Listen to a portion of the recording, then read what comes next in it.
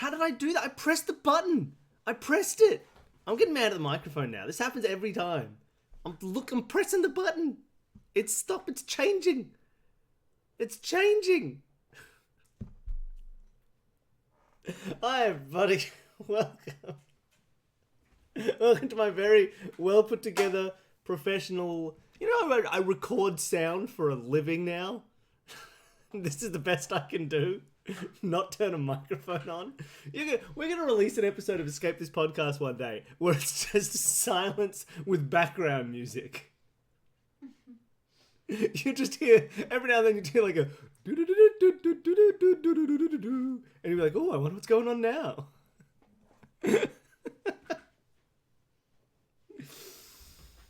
Hi, welcome to the stream. We're playing some Banner Saga. I was worried that I had something today that was going to mean this stream had to get suddenly cut short, but it's not going to happen anymore. And so it's just a chill day. But yeah. So we should play some Banner Saga. It should be fun. I can't remember where we're up to. I never do. I think in my head I always have a memory of like the last thing that we did, because I think we keep changing storylines. So in my head it's like, didn't we just rescue a person in a tower? But I think after we did that, we swapped across back to the humans. There goes Danny. See you later, Danny. But yeah, we'll see. It's hot today. I've still got a cup of tea though, because I'm a fool. But yeah, so we'll play some Banner Saga. It should be fun. Oh, you alright? Yeah, just gonna bring my water bottle in a bag. Ah, sure. So I can get that set up as soon as possible. I got a new phone yesterday. My big new phone, it's huge. But it works. But it actually functions as a phone, which my last phone didn't do. So that's good. I always say, if you're going to have a phone, you should probably make sure it can make phone calls. Or send messages. Or Google things. I couldn't Google things. Every time I tried, it would crash. So I'm glad I replaced it. I'm going to throw you off to the side here. You're now over there. See, that's where your comments are, so that's where I'll look. In the meantime, let's see if I can get the game going. Might turn the sound down a little. But yeah, we did a couple of escape rooms last night, which was fun. We went off down to the very first place we ever did escape rooms. Years and years ago. It was the first location we ever went to. And we went back and we did 2 of the new rooms. And it was great fun. It was a very enjoyable. So there were 2 sort of high-tech-ish rooms. One of them was... sorry, I'm just swapping out the game while we talk. One of them was like The Godfather themed.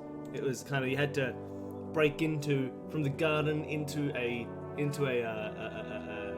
Corleone family member's office and open a safe and put some incriminating evidence in there, which was great fun. We had a couple of issues with we needed like 1 or 2 hints, and most of it was because of things that we missed. Like there was one puzzle we were doing where we tried to open a drawer that didn't open, but it was meant to. It was just we didn't pull it. It was just it was, you know, the tiniest bit jammed. So we were like, oh, that drawer's not part of the puzzle.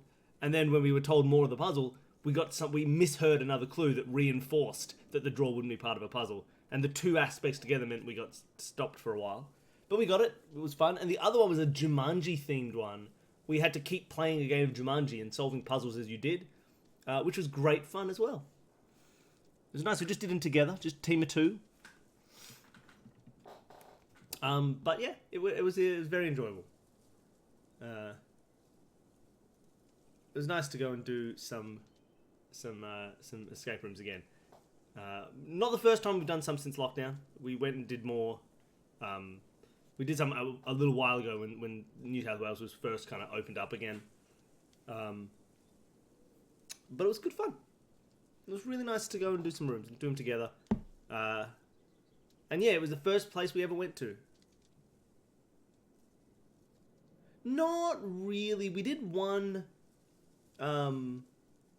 we did a virtual room that another Sydney company ran, which was quite fun, but it wasn't led by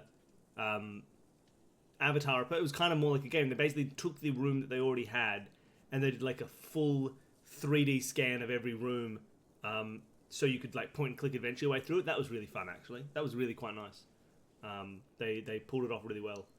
But we didn't really try any other virtual rooms. I mean, I suppose most of our life is doing virtual rooms anyway, so doing more virtual rooms is never something we had to worry about. Like, when we can't go out and do physical escape rooms, it's not hard to do non-physical escape rooms. We do them all the time. Like, we would have done Menagerie, but we'd already physically done Menagerie. Just because it's such a good room. But, yeah, no, we didn't really get into a huge amount of the virtual escape room stuff. Let's check where we're up to with this game. Let's resume and see what happens. Alright, we're sad people. Right? Is that what's going on? Yeah. Okay. Mogan's injured. Rook is injured. But oddly forgot. Oh, we got this new dude, Onef, who had a stupid voice. I have to remember all the voices I did. But I think Onef had this voice. Oh, that's right here, the Backbiter. Yeah, I'm excited for run through. 2 armor break damage to every character that he runs through, then stops and stabs for strength damage. That's pretty cool. I'm excited to do that.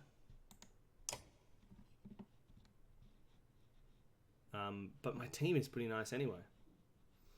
Well, we'll see what happens. A lot of people. I could swap him out for Mogan, who's injured. Oh, what are these items? Oh, +2 strength. Yeah, okay, cool. Fun team. But yeah, so we'll check this out. I'm going to rest for at least one day. To get back to normal morale. And my heroes now.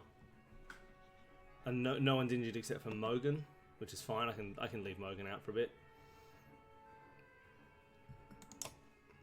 I feel like with this group, so with the Varl on the other side, you never really need to worry about supplies because they've just got so many.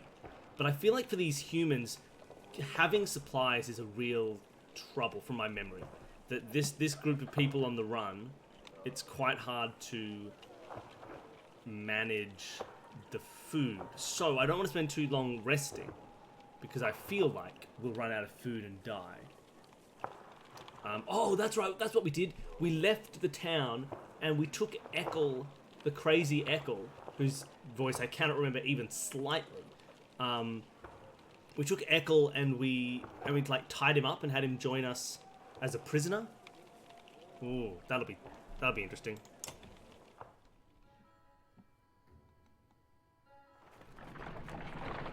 We'll see what happens there. A trail of blood leads to a clearing where you find a large wounded Varl. He's gnawing on his... Gnawing? Gnawing. What an ugly word. Gnawing? Gnawing. I want to put an R in there. He's gnawing on his shield, swearing at no one in particular, and occasionally slamming his cudgel on the ground. If not for the heavy bleeding, you'd leave this one alone without a second thought. Ooh.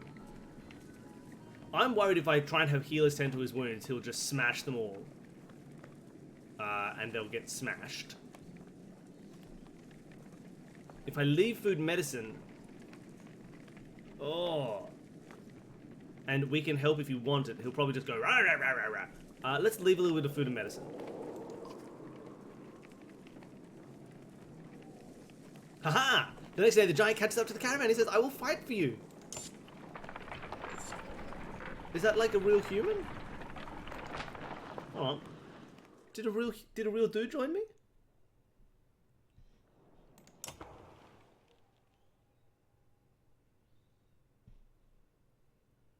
No. Aww. I thought I was gonna have a new character called Grompus. Grompus the Varl. It's not a real dude. He's just a number.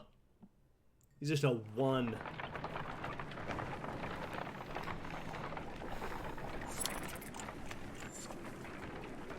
Right? Just sad.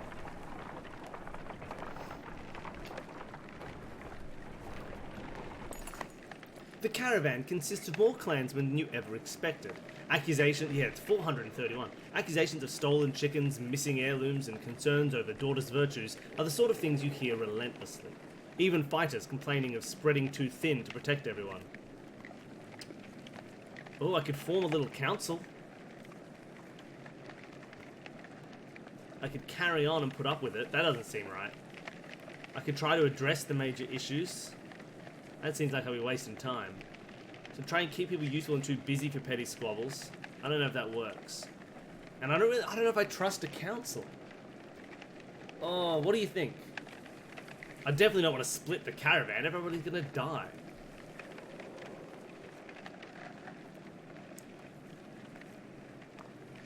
Splitting would be foolish. I don't know. I like the idea of a council. Well, I don't have to worry about stuff.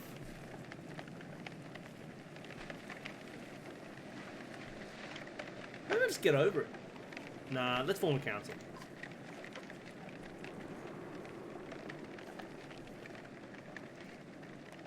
Ah, what a bad council. Can't even trust the councillors. Let's go to Wormtoe. Oh, everyone's sad. Let's sleep for another day before we get to Wormtoe.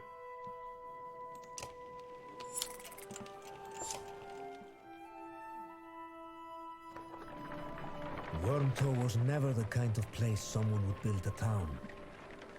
Fittingly, the Varl living here aren't known for welcoming visitors with open arms.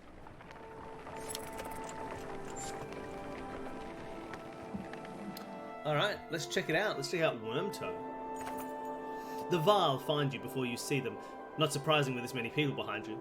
With weapons drawn, they demand to know why you're here, but back down when Ivor tells them he's come to see someone named Krumer. Krumer. It's gonna be Kramer. Hey, Jerry. I'll be damned. I can't do a Kramer impression. Nobody can. Well, I'll be damned. Krumer, it's been a long time. Yes, it has. So what brings Ingvar to Wormtoe with his very own village of humans? Bad news. Dredge are coming down from the north. We barely made it this far. That is dire news. Come on, we have food. He looks like a Homestuck character. We'll discuss more in the mead house. As you follow the old Varl into their meager town, you catch him quietly saying, "If it were anyone else."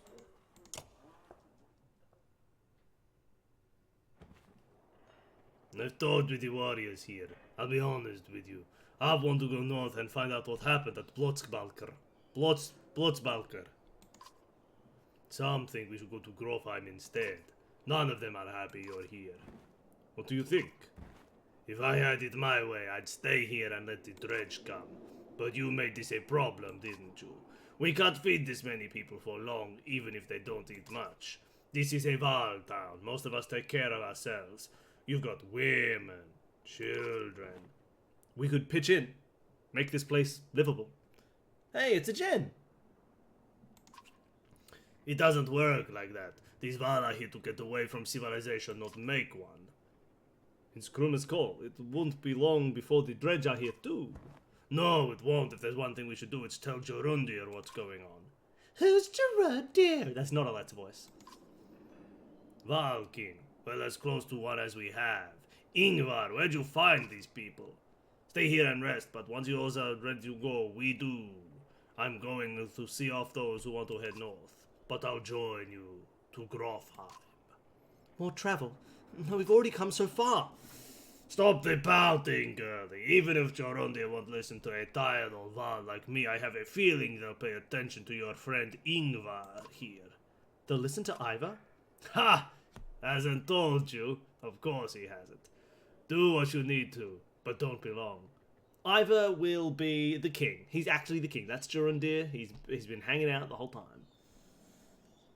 How you going, Jen? We were saying that we did an escape room for the first time in a while. We did 2 of them last night. It was great fun.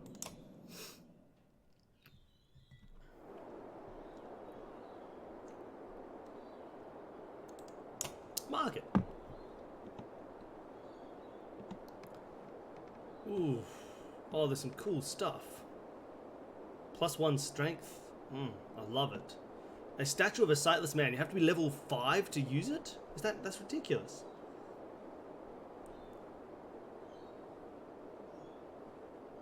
Yes. Yeah, it was posted in the Discord as well. The book is called Puzzlecraft. Svalendust. +2 armor. Runestone, crit chance, started pommel, knockback. I kind of want these iron bands. And I want some supplies. I don't know how many supplies to get. 1 for 4 is pretty good. I think... we're going to head to 25 for now. And just get that many supplies. Now, who am I going to give these plus strength to? Let's give it to Onef. Great.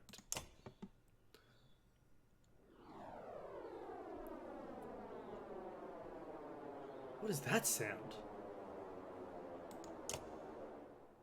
Why was there a missile landing or a plane flying? Or what the heck was that? Krumer, can you spare a moment? Mostly no, but I'll try. I've never had a moment to thank you for your hospitality. Consider it done, then. So who's Ingvar? Ha, I'm not surprised he never told you. I'm just surprised he can stand being around anyone at all. Your friend was one of us long ago. I mean, the dredge-bashing type. He was called Ingvar then. And if you want to know why he changed his name, best ask him yourself. I'm too old to peddle in gossip. I bet you have some incredible stories about Ingvar. I might. Or I could be the most boring Varl you ever met. Depends on how much you like killing dredge. Ask me again someday. Might tell you about the time we filled a dead yox with whale teeth. Why would you... And why? I was going to say, why would you fill a dead yox with whale teeth? That's an odd thing to do.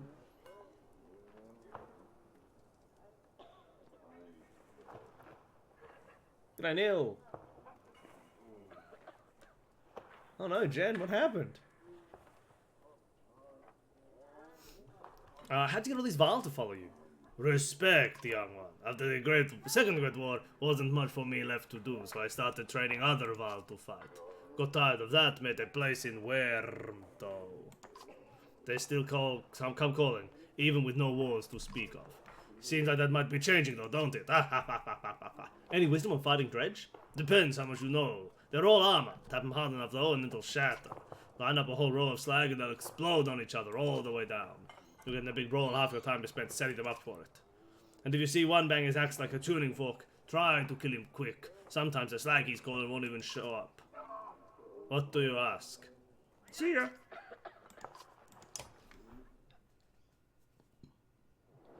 I'm just gonna, it's very hot, I'm gonna put some air conditioning on. I'll be back in 1 second.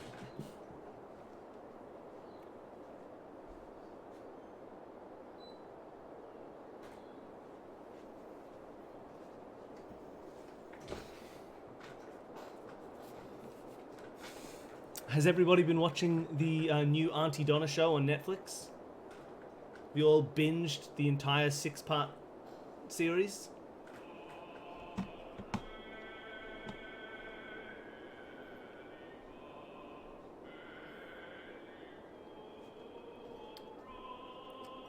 Auntie Donna's Big Old House of Fun on Netflix.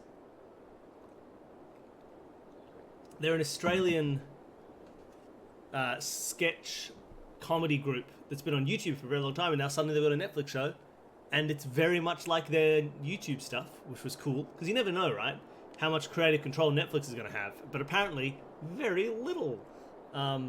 It's wonderful.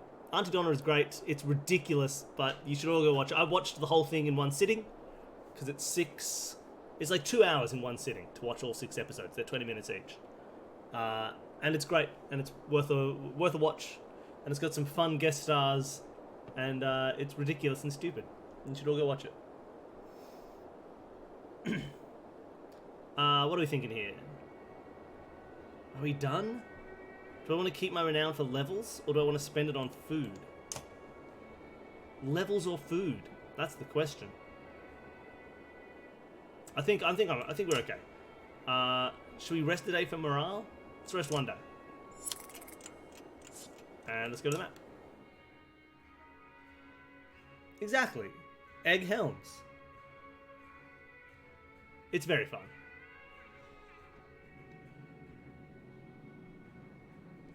So, oh, we're really close to Grofheim as well.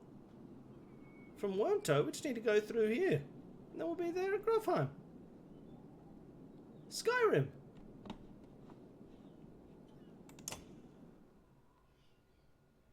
Alright, I think we're good to go.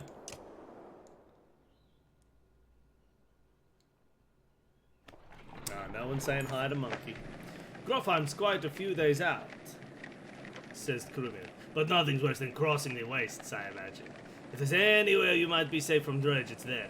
You steel yourself for another long march, and half the town of Wormtoe joins you. Woohoo! Come on, Varl!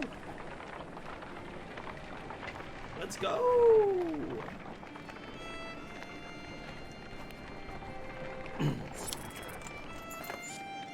Oh, perfect.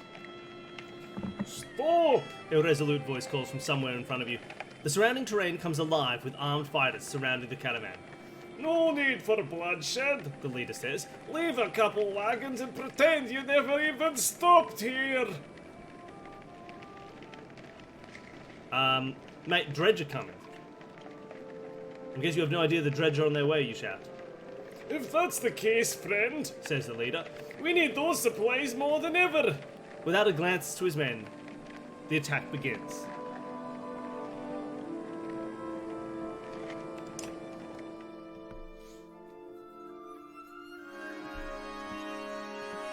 Oh, now we got Crummer. Crummer! Hey, Crummer.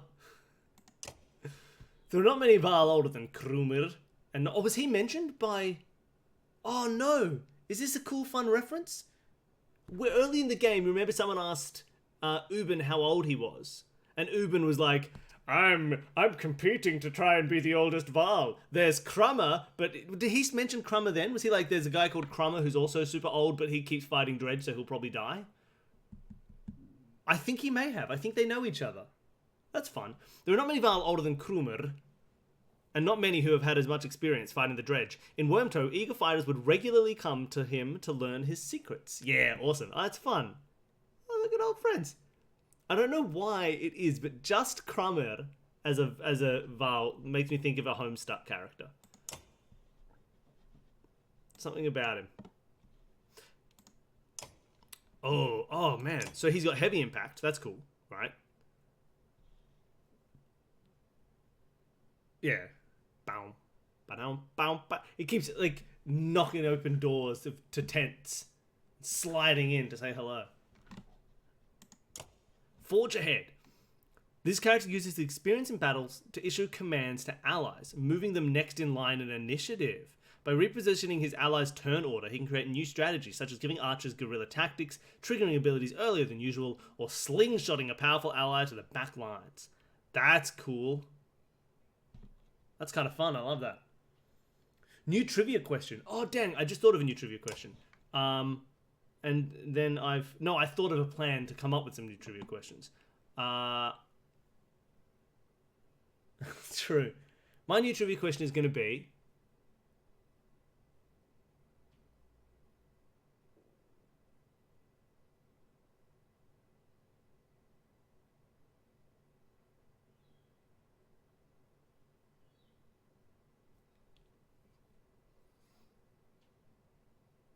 Hold on, I'm halfway there.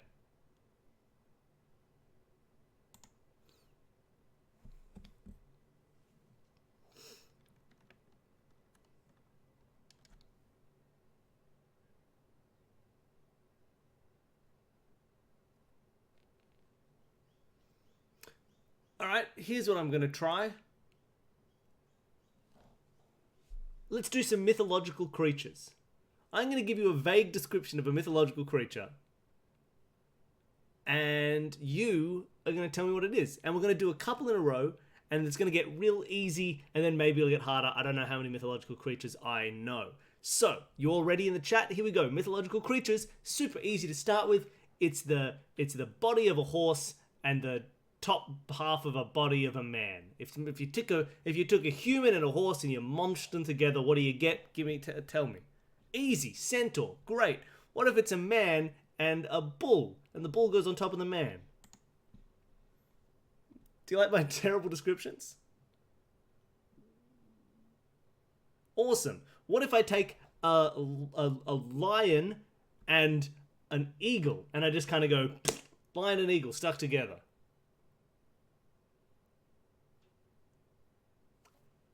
Yes. Griffin, not a manticore.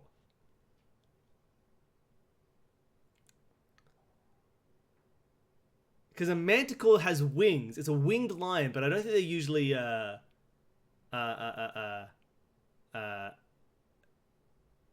eagle wings. They're often kind of leathery and disgusting. It does have scorpion bits on a manticore, and depending on who you ask, it sometimes has the face of an old man rather than a lion's face. Sometimes a manticore has the face of an old man. So that's always fun. We're all good with Griffin. What about if I took a horse and an eagle?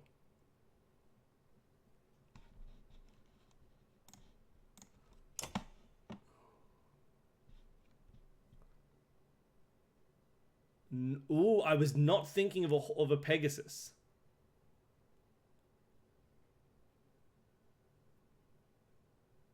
I was thinking of a hippogriff.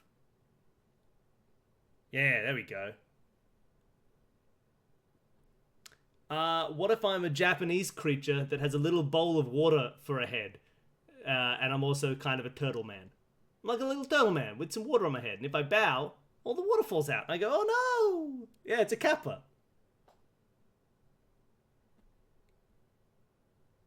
What if I'm sort of a horse, but sort of a shape-shifting water demon that likes to drown children and women and other mean people?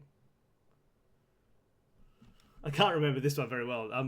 Yeah, nice, a kelpie. What if I'm a tiny little goblin man who has a hat that is the same color as my victim's blood? Yeah, I mean, of course you were going to get that, Jan.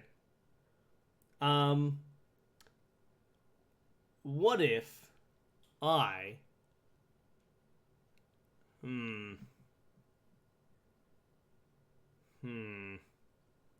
One more.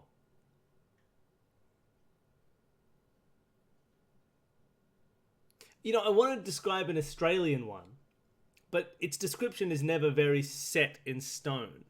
Because sometimes I'm just like a vague Australian monster. But sometimes I've got like the body of an ant for some reason. It's weird. So I can't describe to you a yowie or a bunyip. I don't know what either of them really like. They're just things. Alright, all done. Feel free to continue in the chat, but I am now done. Maybe I'm a vague Australian monster at the end of this book. Alright. I like Iva. I like Eggle. I want to use Onef. Man, I like this team, but I've got these other cool people. I've got too many people. I'm just going to use this team and see what happens.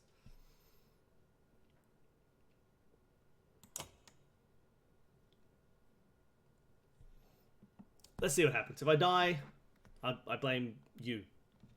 You in particular.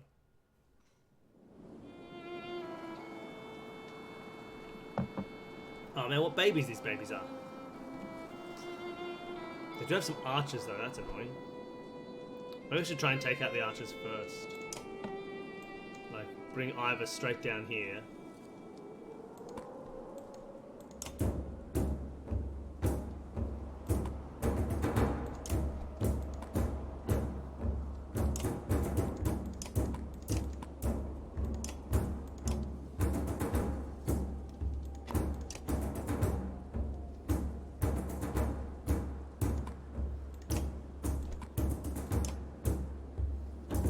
Yeah, let's do that.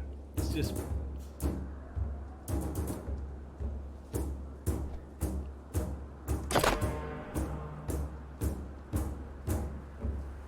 Oh, that's a good first hit. Want to get rid of these archers? 6 damage is perfect. Look at that. This might be a little loud. Tell me if it's a bit loud. It sounds a bit loud now.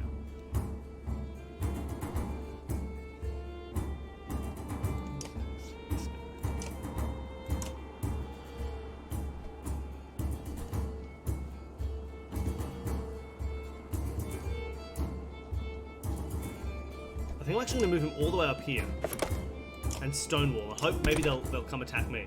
Maybe I can draw them in. Yeah, perfect.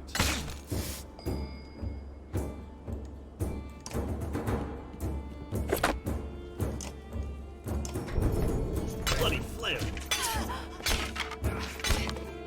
Alright, that went pretty well.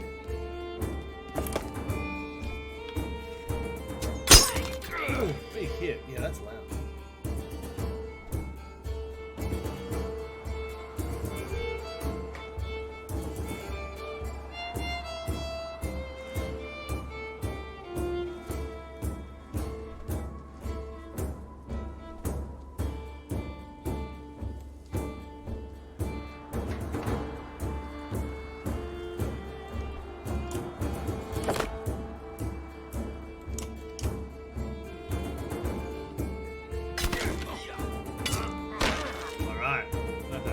Taken out.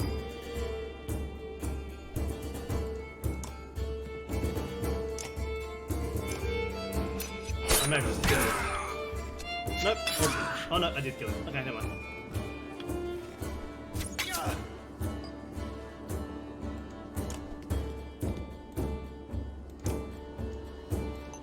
No, not 5 damage, just 4 damage. Perfect. Oh, what's this? I'm a fancy monster who gives everyone who looks at me weed. Oh, I see. So it's just a Medusa. Because they get stoned.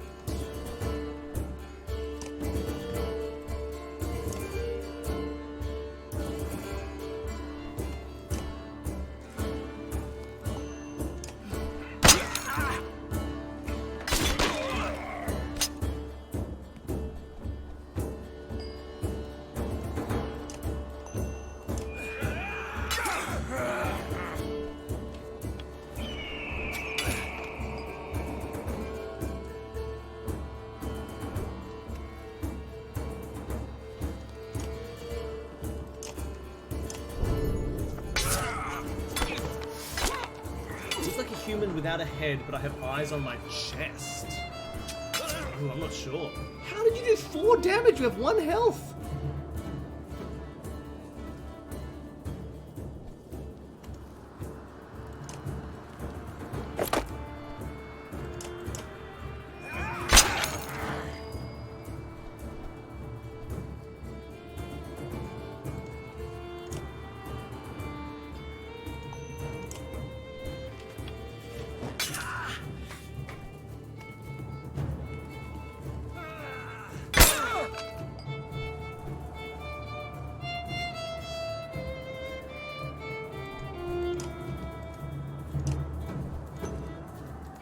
Everyone's now on pretty low health.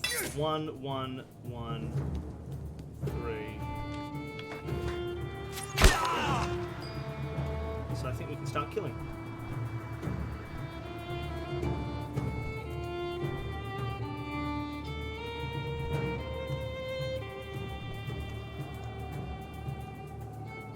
Oh no, I should deal with those guns.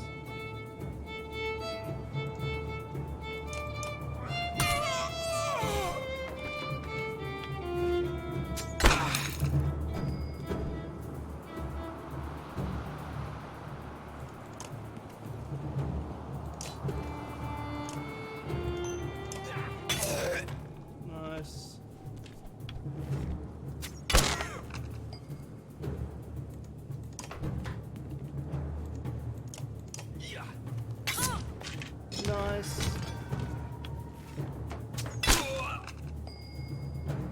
It's in a Shakespeare work.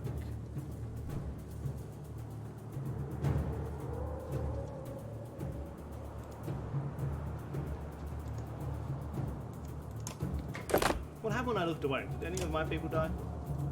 I don't think so. Bonk. In Othello. I'm very confused.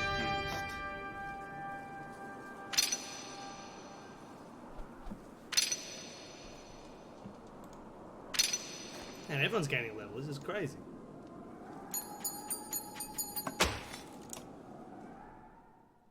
A bleme.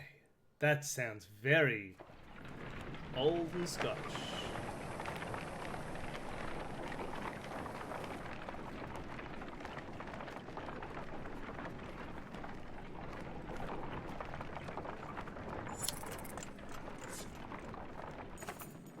A well-tended farm with plenty of livestock draws the caravan's attention. Upon your arrival, the farmer and his workers stand defensively within plain sight, crude weapons at the ready. Their crossed arms make their thoughts clear without a word.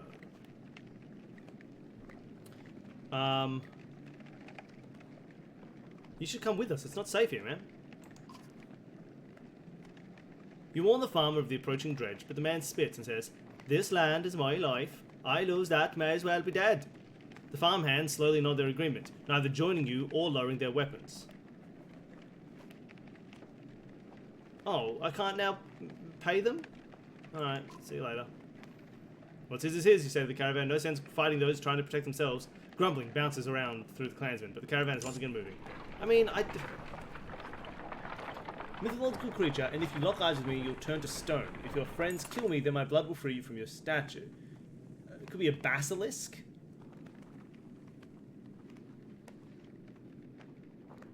Oh, that's an Africa thing, the bleme. That's interesting. Or a colonial Africa thing. Basilisk, fair. You haven't seen Alette for much of the day. When you do find her, she's returning to camp alone from a fair distance away, looking rather sullen. She keeps her eye on the ground as you approach. I'm going to just sit quietly beside her. I feel like things are changing so quickly, she eventually confides. It's not just that. Everything is going so wrong. I've been talking to Ekel a lot. This gets your attention. Oh, she's been talking with Ekel? Why are you talking to Ekel, Alette? What has he been telling you? He told me about he and Onef are kin. Ekel had a sister who married Onef, but she died a long time ago. They've been bound since, but then Onef left without him. Just left him behind without a word. That's why he came after us.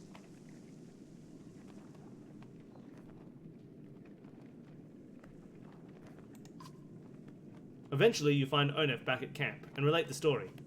Is that what Ekel told you? Replies Onef. Then he sighs. It's true about his sister. She died of a fever when we were just married. Surprised he opened up like that. So I left him in Frostvalor, he continues. He'd be fine one day, ready to kill his own men the next. Sometimes he would. I'd made the same tomorrow.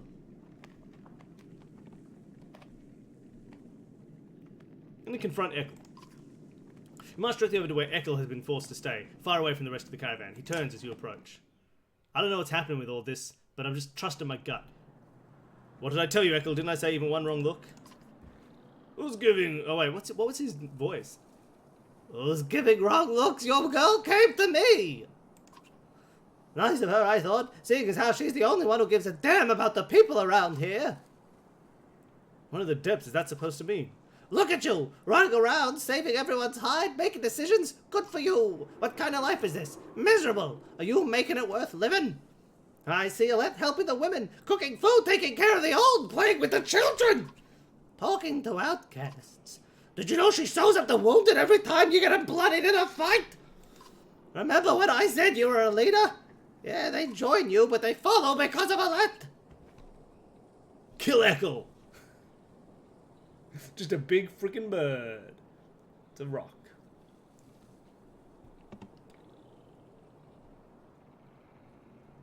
I know my daughter. No, I get it. You think I'm calling you a poor father? No! All I'm saying is don't ask her to change who she is. These people need one of her, not two of you. I think that's a pretty reasonable voice for Ekel.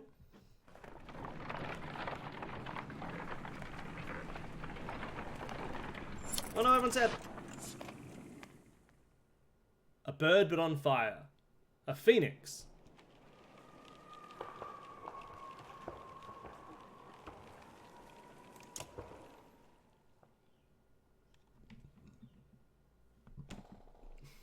Oh man. Look at all these level ups.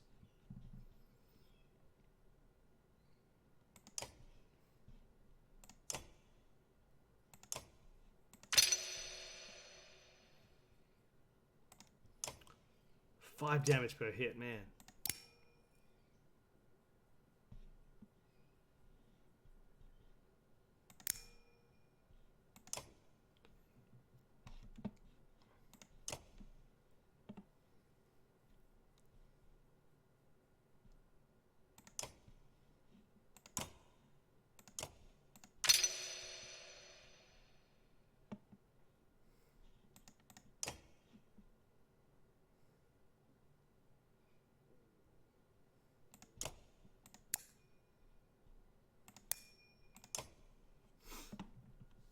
Okay. I don't think I'm going to promote Rook right away. I might need that renown for something else. So I think I'm going to ignore Rook's promotion. I think that's the plan. Maybe I'm being a fool, but I think I'm being a Noor, which is the opposite of a fool.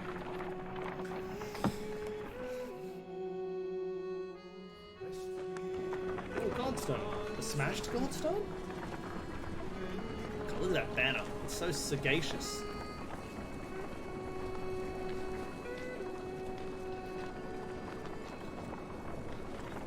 Exactly.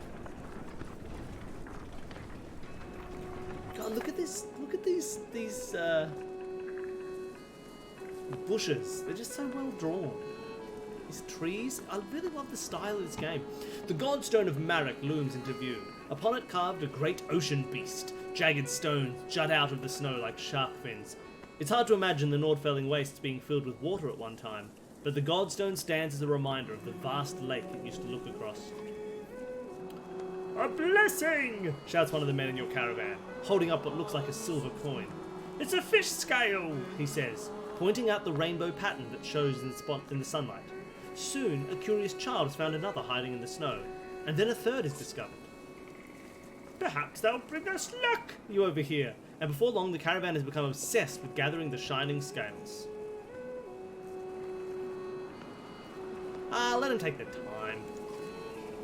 By the end of the second day, the scavenger hunt still continues unabated, and even you are starting to feel something in the back of your mind, like you need to have one of the scales. You shake it off, uncertain whether let's continue. No, let's get out of here.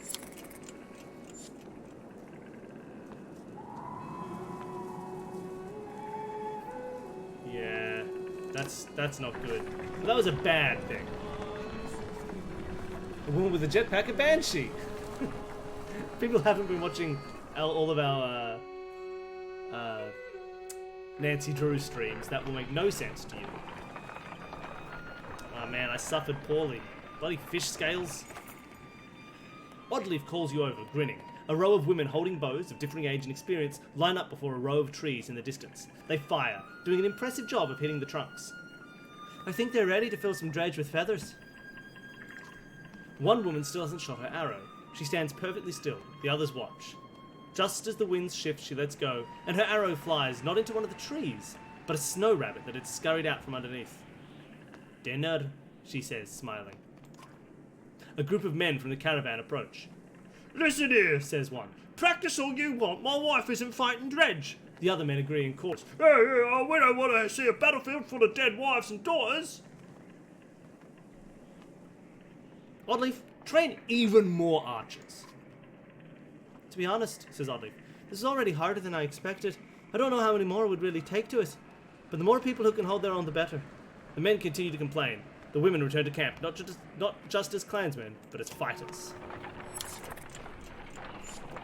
Nice. Oh no. Oh no. My morale went up and down again.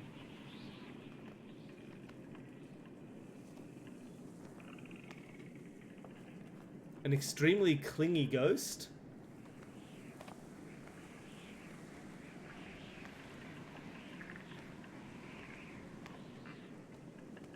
Don't know. The sounds of a skirmish alert you to a Varl surrounded by half a dozen armed fighters. One man spots you and shouts, "Leave us to our business! This Varl killed my father without reason!" The Varl is about to respond when a man attacks. The giant swats the blade aside and silently watches for the next assault. Let us hear what the Varl has to say. The Varl shrugs as if unconcerned, saying, "This one's father and I had a business deal. He lied, now he's dead." "Lies!" shouts the man. "You murdered him over a lie, you coward!" The men wildly attack the Varl, who deflects them well enough, but you're uncertain of how long he can keep it up. Defend the Varl. He didn't say he killed him, he said he's dead. Ivor, you say. We could use any Varl with a good sword arm, couldn't we? He nods, readying his weapon. The men immediately back off. The prospect of fighting your entire army seems suddenly unappealing. They watch from a distance. The shouting obscenities and something about injustice. The Varl turns towards you. Didn't need the help, but if I'm going to travel, it may as well be in the company of another Varl. He falls in line with the others and you return to travel. I wish I knew more about his whole thing going on. Maybe he did just murder that guy's dad for no reason.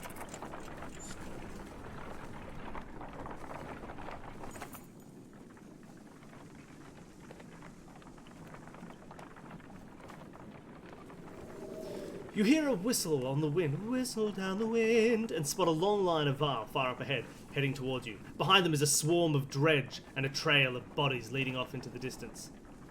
Get down there, barks Krumer. Alright, let's go, let's get down there.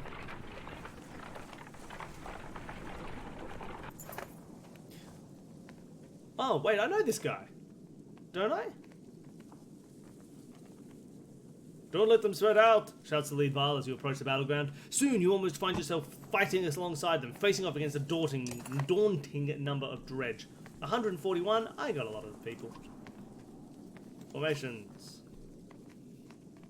Give the order. Fiona Malloy. You just naming ghosts?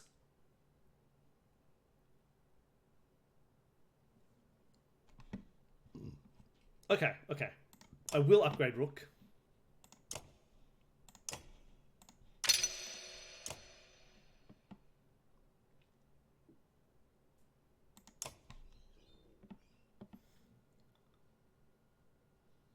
A Jewish ghost. I don't think I know enough Jewish folklore creatures. But it feels like one of those things where we'll know the name. Rook. Cool.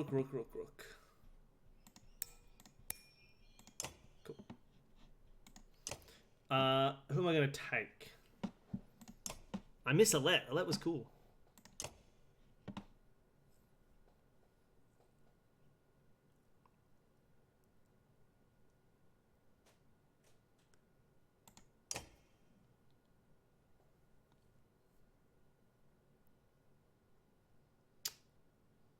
I have no idea what this is. I've never heard of it. Yeah, it's Fasalt. I remember Fasalt. Spent a lot of time with warriors under his command. Never been so vicious commander. I remember Fasalt. He was with my other team. Oh, this is great fun.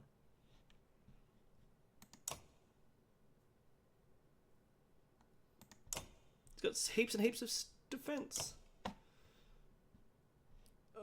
What am I going to do with this group? Do I want to put Fasalt in? He's pretty cool.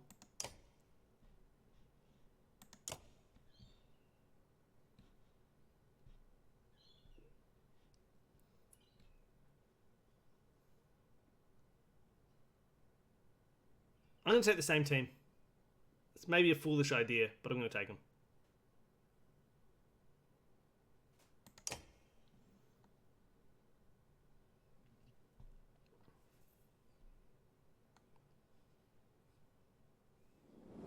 Ooh, scary, scary, scary. Oh, I hate these slingers so much.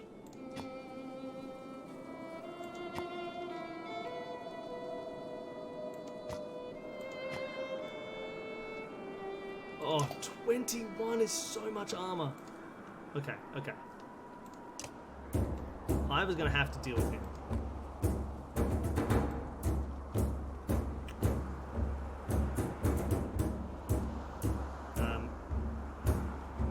I reckon they can help. Meanwhile, I might split off a little and send the others down here.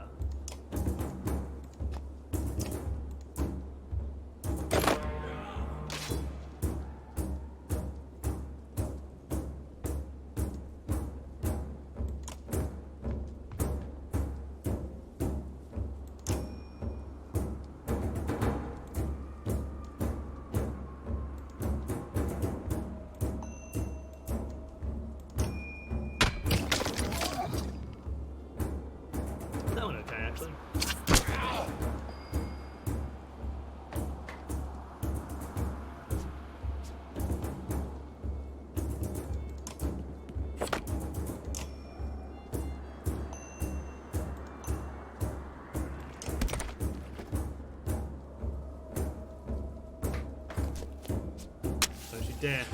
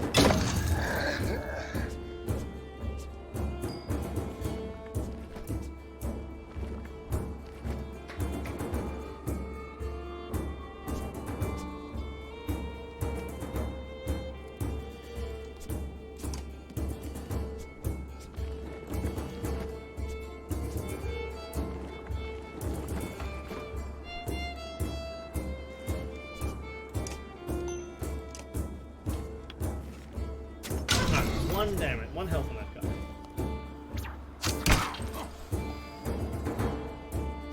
Ivan needs to get off this exploding square.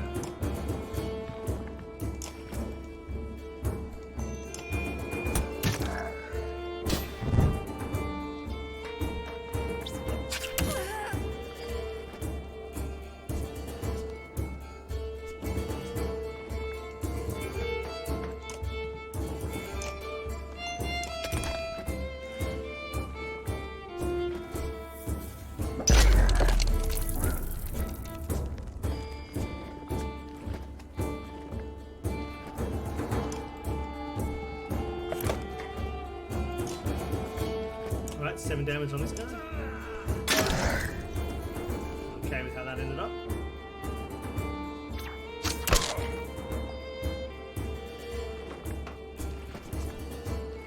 Is that a Selkie?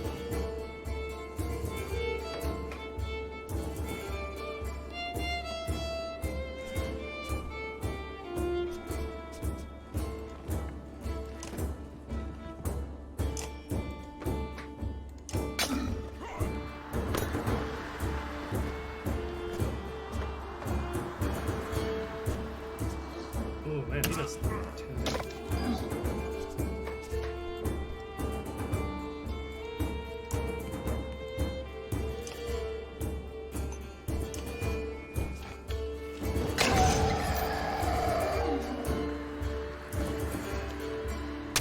Oh, explosives? Like that.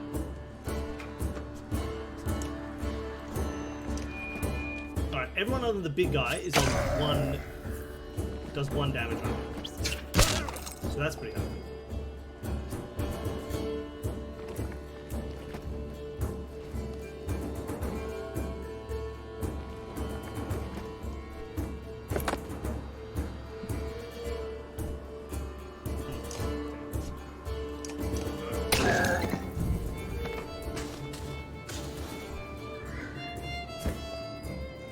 Oh, that was nice.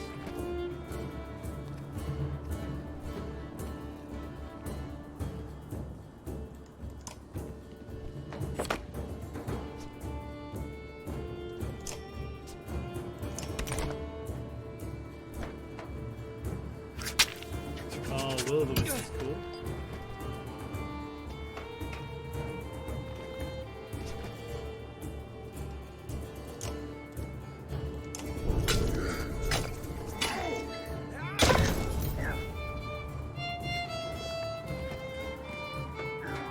Oh, Will can't move anymore. Or maybe he can a little.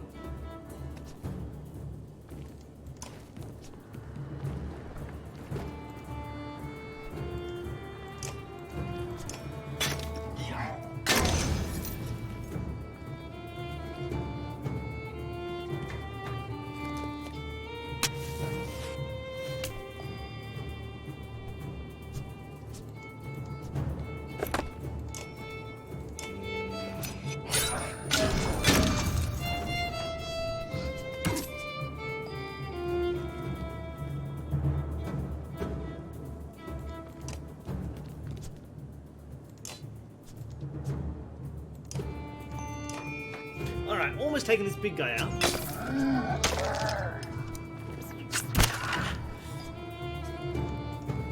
might be time to start taking these little guys out.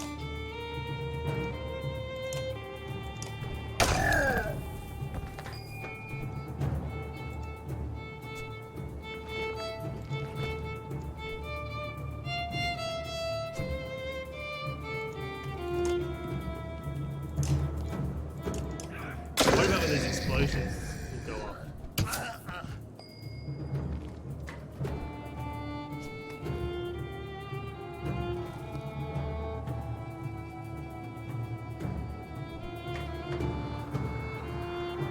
So that's 8. He can't kill anybody in one hit.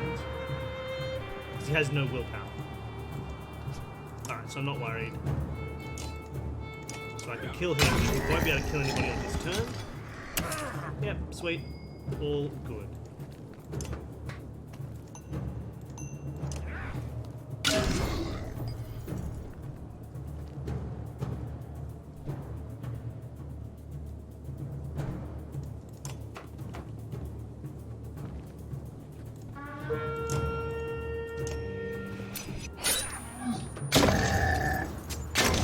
Beautiful.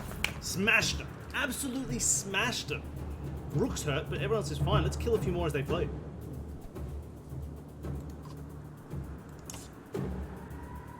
Ooh, oh my gosh. Okay, ooh, no. That's scary. That big guy has 15 bloody health. And he goes next. Okay. Oddleaf is going to move to here. And you're going to fire arrows there. Stopped him in his tracks. Let's ignore the guys over here. Let's try and get a little closer to this dude.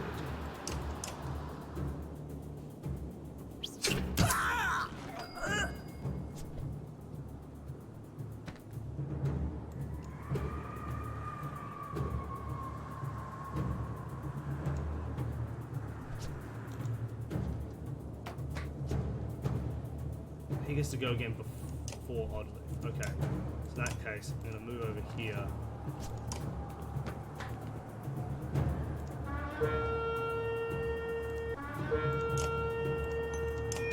Great. Oh, these guys are scary.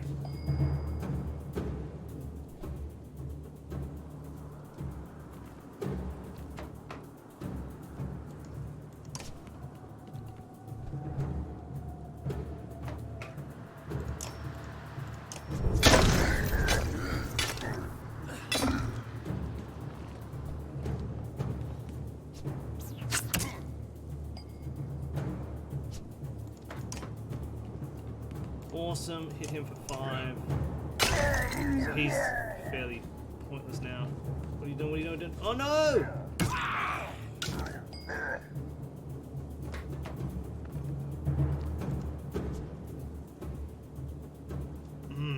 Rough.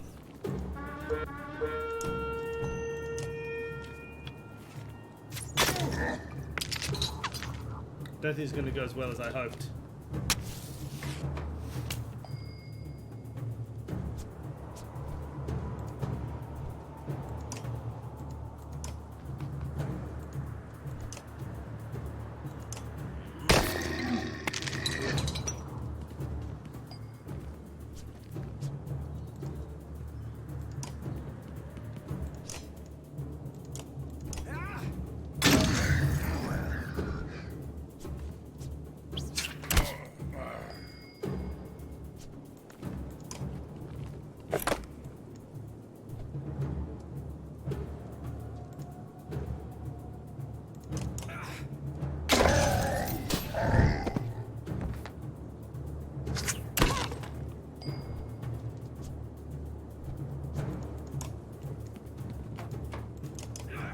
I know I should be keeping these people alive, but for some reason I'm not, and I don't know why.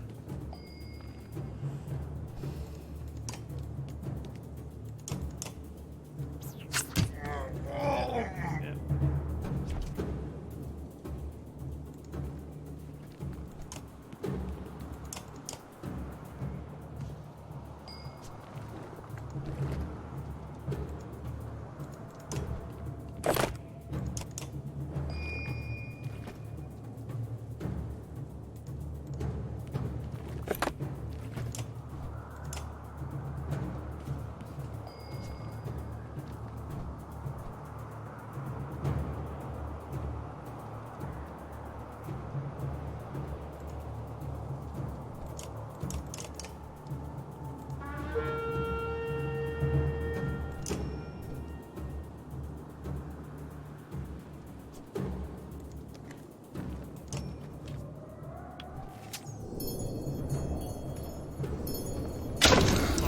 him.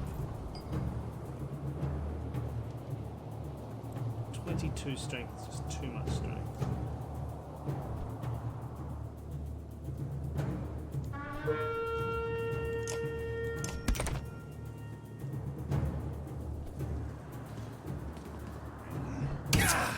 Oh, it's ridiculous. Okay. Oh, I need to be able to get through there, and I can't.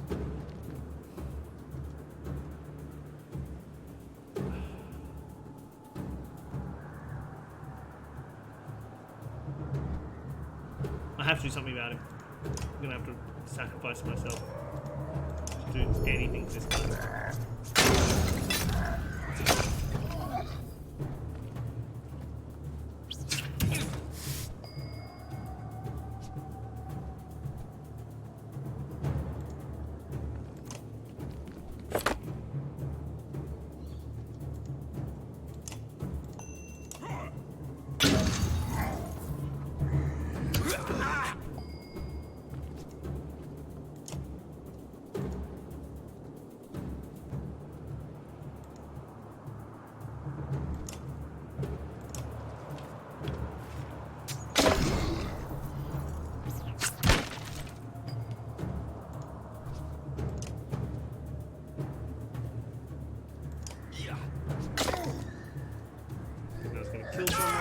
Didn't kill. Okay, that's interesting.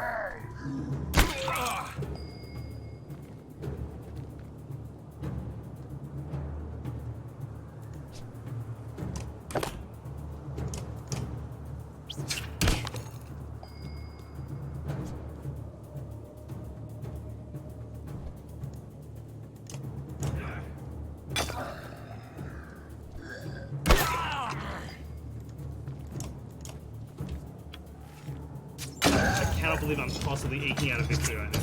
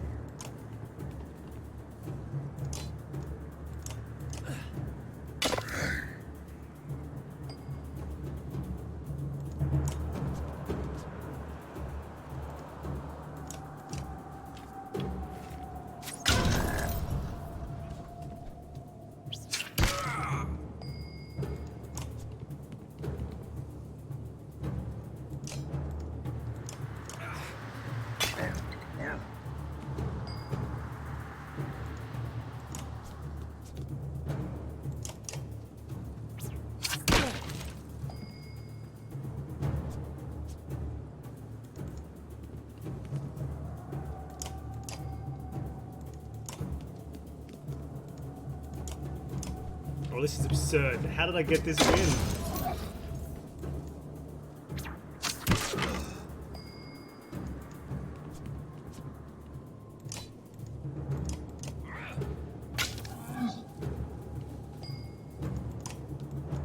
Oh no, I have to miss an attack.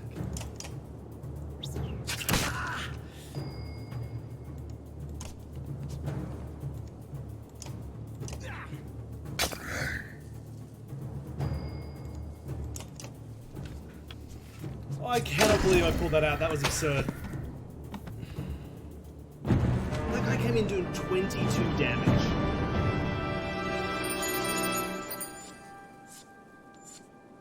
The thing that was tough there is I got to a point where there was that first strong guy who I had to hit because he was still doing a lot of damage, but by attacking him I killed him. And I think if I hadn't killed him it would have been much, much better for me because the big huge guy would have got fewer attacks. But I was worried that he by himself was still going to kill people. So I made the wrong decision, but like I knew at the time it was a risky decision. A Chinese Nian, no idea. Isn't this a damn curiosity? This is the second time I've been sent to fight a Varl who is headed in my direction with humans in tow. What are the dredge doing up here? Gods, nobody knows what they're doing around here. They're leveling they leveled Grofheim to the ground. We've been losing ground for days. Gerunder is in Einartoft now. They sent me to gather Krumer and the rest from Wormtow when we ran across this bunch of slag, and there's a lot more where they came from. Is this all the Val you've got, Krumer? What have you been doing, eating each other? Many went to Bloodspark here. Are you telling me Grofheim is completely gone? Etc, etc. And Vogn's dead, staying on the heels. The Val you sent off north are probably dead. The world's ending. Come on, this is old news. We're gathering in Einartoft. That's where we need to go right now. Wait. Fassel takes a long moment to look out over the caravan of men, women, and children behind you. Not them. Wait, what do you mean, not them? Unless you're a king or a mender, humans don't step foot in Einartoft. Now isn't the time for this discussion. Damn it, Fassault, who cares about that? What in the depths happened at Grofheim? Before Fassault can reply, a low rumble grabs your attention, growing louder by the moment. See you later, monks. Even though it's beyond sight, all eyes turn in Grofheim's direction as the rumbling becomes deafening, transforming quickly into cracking and splintering. It's coming closer. Go! Shouts Fassault, taking off towards Einartoft. Don't stop until you reach Haderborg! I just really love not having vowels, don't they? Oh, what's going on here? What the hell is that? That entire mountain is split in half. So is this mountain. What is this thing? I don't remember this at all. What is this massive mountain-eating serpent? Oh, is this it? Is this the serpent? What is this?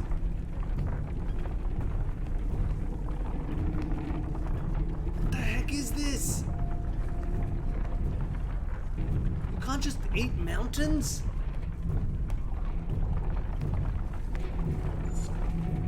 Yeah, morale declined. I just saw a snake eat a mountain. There.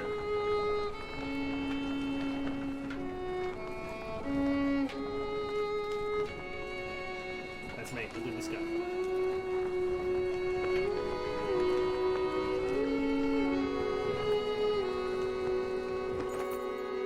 After 3 terrifying days of tremors, you reach the Godstone of Haderborg, which is teeming with Varl who want to know what has happened. I mean, right? Others busily mend makeshift defences set up around the Godstone of Haderborg, creator of the Varl. Hold up, pants Fassault between long gasps of air. We're going to have to talk.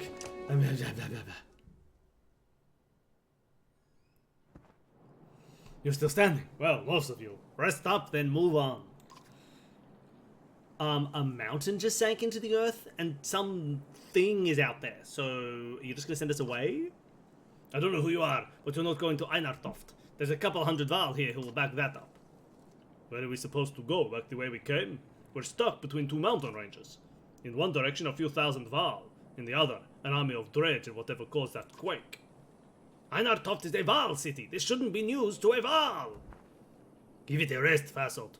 Don't you recognize who you're talking to? Surprise suddenly flashes across Fassault's face. The other Varl is starting to come closer now. You hear, Ingvar. Oh, Ingvar. Oh my god, it's Ingvar. Everybody look, it's Ingvar. Oh my god. Oh my god, did you see that guy? That's Ingvar. Hey, do you remember Ingvar? Oh my gosh, Ingvar. Wait, is that actually Ingvar? No, that just must be a guy who looks like Ingvar. Being whispered between them. I think this might be the one person you want to let into Einartoft. The humans come with me, all of them. Fasolt glances between Ivar and Krumer before stalking away, pushing past the mob of curious onlookers. Ivar, who are you? Some other time, Rook.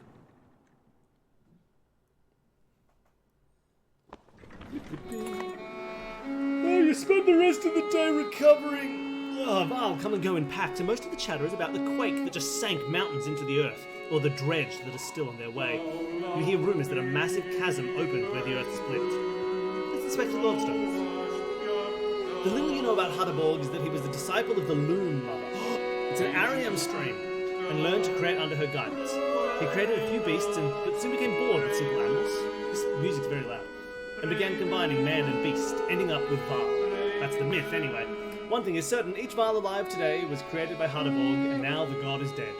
The Varl here now are the last ones that will ever exist. Oh, so they don't reproduce, they're just made by a god? That's interesting. That's so sad. Profound sadness washes over you. Yeah, it does. Man, that's some lore I didn't know.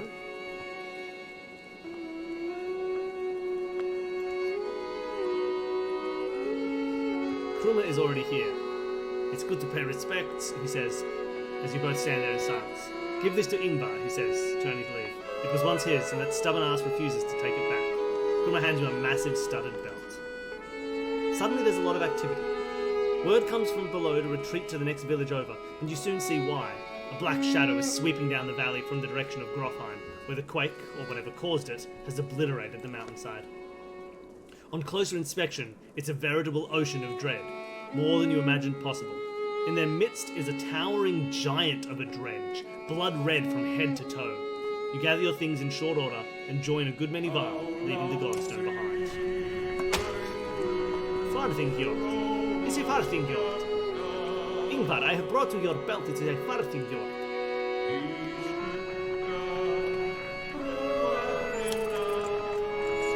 Go down to this camp. Man. An old man sits astride an overgrown portion of the trail. You lost, you ask? He adjusts his leather strap on his head and says, No, are you? He jumps up and shuffles towards the caravan, his tattered clothes revealing no weapons. Well, I've seen better, the old man says, peering into the supply wagons, but I'll join you. He stands next to a fighter, throws his beard over his shoulder and puffs up his chest. The fighter grins and the stranger exhales, asking, What are we waiting for? Lead the way! Who are you and what are you doing here? Call me Unar or anything else you like, the old man says. A man goes where he pleases, doesn't he? His stern look is more comical than intimidating, but you stop looking for answers. You're welcome to join if you can keep pace. Keep pace? The old man puffs through his moustache. No fleeter than old Unar, and husbands, mighty wives, I'm cursed with a golden tongue, and not silver. The caravan enjoys a good laugh as they start moving once again. Yeah, everybody likes old Unar. They have normal morale because of him. We only have 12 days worth of supplies. Ivar tells you, we can't stay here long. It will take 3 days to cross Burra Pass, so stock up. There's no stopping once we leave. He takes off to speak with the other Varl about setting up defences. Dad, says Alette, appearing at your side, I liked old Ivar. Oh, I liked old Ivar. Somewhere in the back of your mind you feel the same way. You focus on preparations instead, realising that you may be one of the first humans about to set foot in Einartoft. Whoo, everybody's going to be so bloody... Oh, I didn't mean to rest. I meant to check who needed to rest. Oh well. Because, yeah, everybody's injured. What is this? Farthingfjord. He's just coming into his old personality of weird Varl leader. An elaborate belt first discovered around the waist of a Varl who had somehow frozen himself deep within a glacier. Oh, and I also have... Horskjord. Plus I'll move 10% dodge.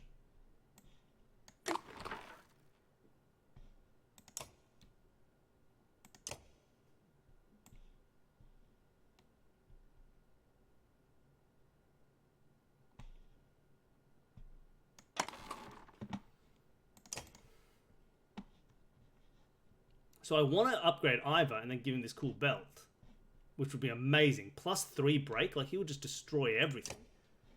That would... hold on. If I promote Ivar, he will have 4 break plus another 3. He'll do 7 armor break every time he breaks armor. That'll be amazing. Oh, I want to say that's worth it, except it cost me 15 bloody renown. And I don't know if I can afford that.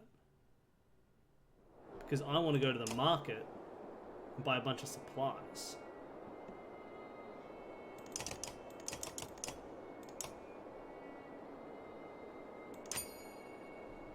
Yeah, that's still only 15 days worth of supplies. They said it would only be a 3-day journey, didn't they? I'm also going to rest for a bit. So I got 13 days worth of supplies.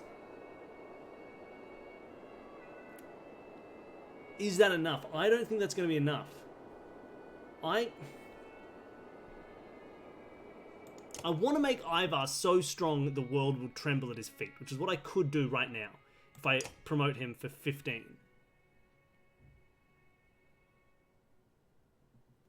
Because he will be bloody strong if I do that. And he'll free up one of these for, like, Rook. So it's super worth it to spend the 15 on that. I'm just so worried that I won't have any supplies.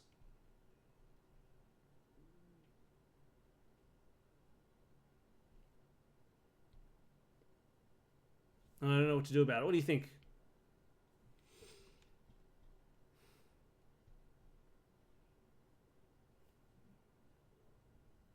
Right? I'm going to go for the upgrade. It's going to be worth it because he's going to be so strong.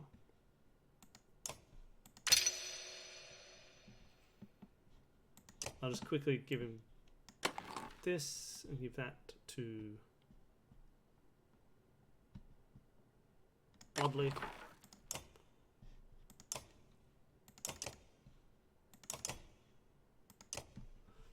And Ivar, who's so strong now.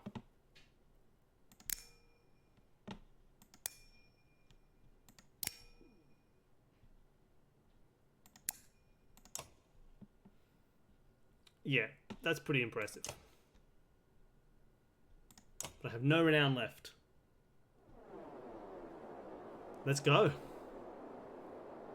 I'm scared. I'm incredibly scared, but I'm ready for a fight.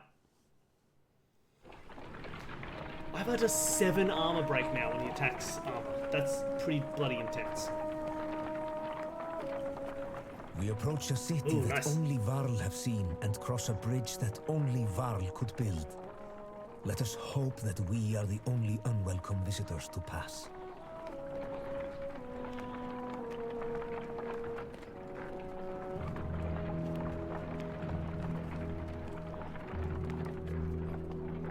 This bridge feels so thin. It's like a real thin bridge, as they say.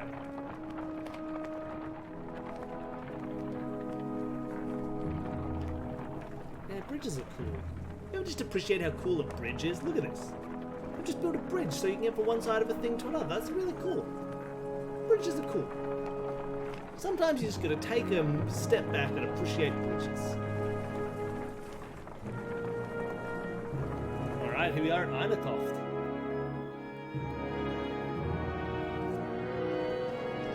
Oh man, it's a lot of bar.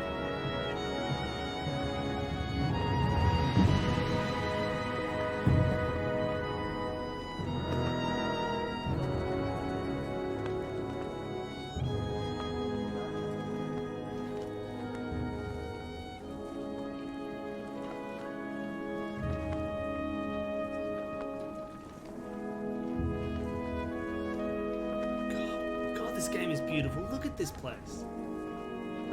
Look at these stairs covered in Varl, going up to this whole, like, interior temple place. Man, it's so cool. All these warriors, another great war is upon us. It is the 3rd time I have seen such a thing. There are far fewer of us now than there once was. Kurumar heads up the stairs to the great hall and returns shortly after speaking to some Varl. What did they tell you? By all accounts, the Dredge are coming here. Looks like they plan to end the Varl for good this time. This place will become a killing field soon. They say the Prince of Men is here. They've got a mender too. Prince Luden is here, from Aberon. In any case, we'll be given no audience today. You remember the last time you were here, Ingvar? It's Ivar. Yes, I remember it. What now? We find somewhere to rest. I'd recommend keeping your people out of trouble while you're here, Rook. In fact, keep them invisible. Sharonda won't be happy you're here. You're shown to quarters, but could wander to the city while you wait for an audience. You feel like you could sleep for a week straight. Alright, here we go. Oh, stuff. Stuff. Heroes? Yeah, nothing new here.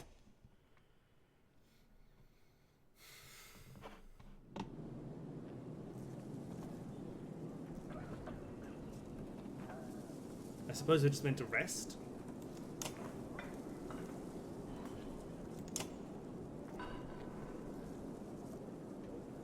So where are we?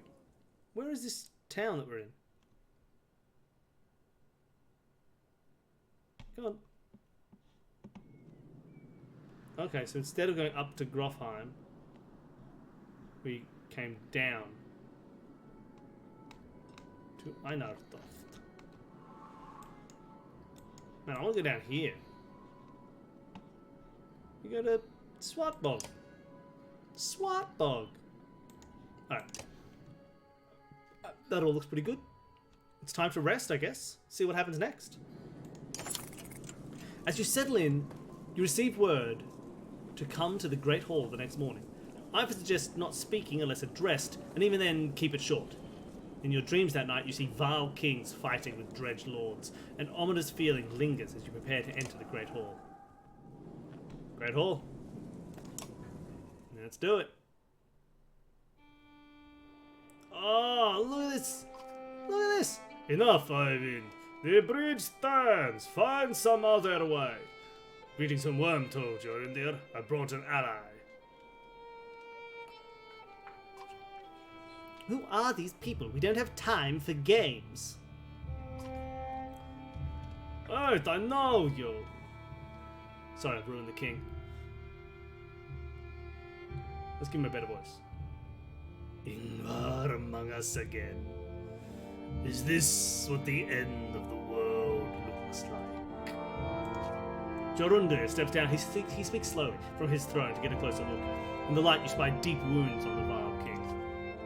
It was my last option. You look like death, Jorundir. The Sunder came through Grofheim. All of them. Or we would still be there. A few thousand Varl remain. Bellower has been following us since Grofheim. That is what he does. What will you do? Remain. There is no better place for us than here. We make our stand in Einartoft. But even if Einartoft falls, the Varl won't be wiped out. Hakon is taking our best warriors to Arbarang, as we were discussing. I'm not going, Jorundir. We're needed here. This is not a debate. A messenger burst through the doors, cutting the tension. He says a stone singer has been cutting a path across the bridge. Gods, can we not have a moment to respite?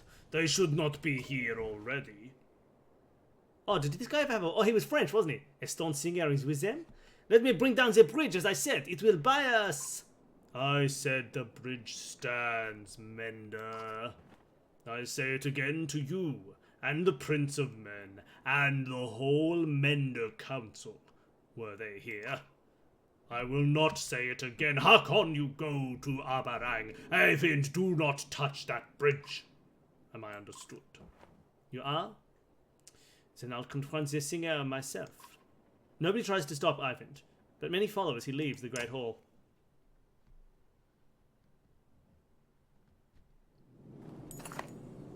The Mender walks past great companies of Varl on the way to the bridge. A tall, thin creature stands there, two black spears over its shoulders, ringed by dredge. The Varl had backed away in fear. Eyvind stops before the stilt-legged figure. Suddenly, Ivar is beside you. What is that thing? A stone singer, mutters Ivar. As close as the dredge come to menders of their own. I've only seen one before. It didn't go well. We should do something. You expect Ivar to refuse, but instead he locks eyes with you.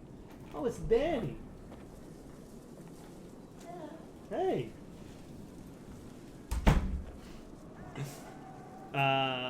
Listen to me, Rook, he says. You will probably die here, and so will everyone else who steps onto that bridge. Look at your daughter. Are you prepared for that? I mean, you're not doing this alone, Ivor. I won't stop you. Fight like it's your last. We're not sure what to expect, but you draw your... You're not sure what to expect, but you draw your axe and soon find yourself standing behind Eyvind on the bridge. Wondering if you made the right decision. I mean, I didn't, really. Come on. Let's be fair. Whoa! I've got Eyvind in my party and he's level 5?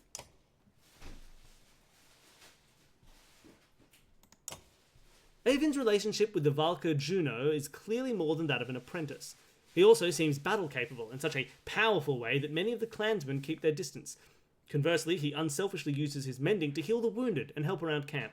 Despite his nervous energy, Eyvind possesses a diplomatic demeanour and an unexpected confidence.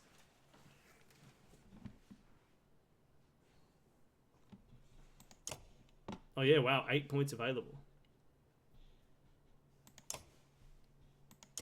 So, his active ability is Mend. Mend is able to quickly mend on the field of battle, restoring the armor of any ally within 6 tiles. The amount of armor restored is half of the mender's current willpower, rounded up. Wow, that's cool. Arc Lightning. Eyvind pulls fire from the sky onto any enemy within a range of 6. The lightning strikes each unit diagonal to the target until it runs out of units to hit. Each time the lightning arcs to a new target, it does 1 additional strength damage. Be careful not to toast your friends. Oh, that's scary. That is very scary. But yes, he definitely needs some willpower. Let's max it out.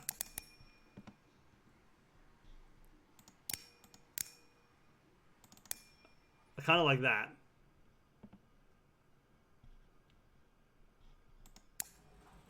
I'm kind of happy with that.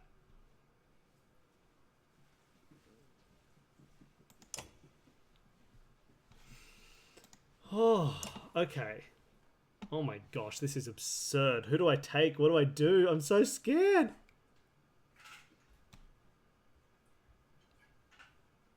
I have to take Ivor, because he's Ivor, right? So I want to have Eyvind go first. I probably don't. Just take the best one. I mean, that's the plan. If I take Ivor, he's got high strength and he can deal out strength. Egil is good, because Egil can, like, just eat. So that's, like, a good defensive team.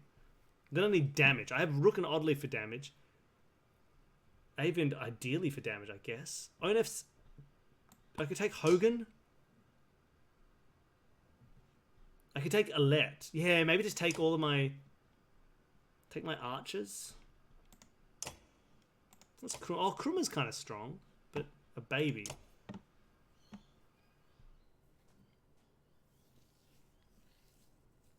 I like Hogan because he can do his... I could promote him. Because he can do the... Take out people with his many swings. I'm going to take Hogan. I like Hogan. I think this is my team. I don't have a huge amount of damage output, but I can get there.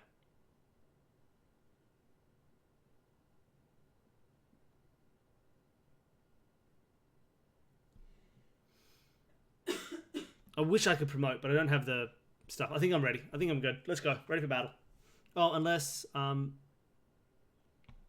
Fasol. What do you have as an item? I can't... Go away. Don't need that because you're not in the battle. I can give it to Hogun instead.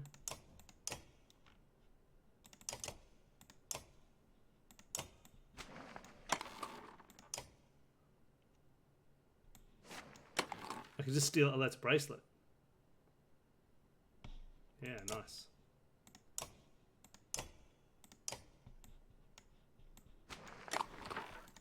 Alright.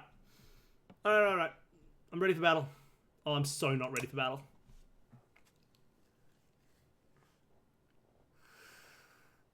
Oh, I'm not ready.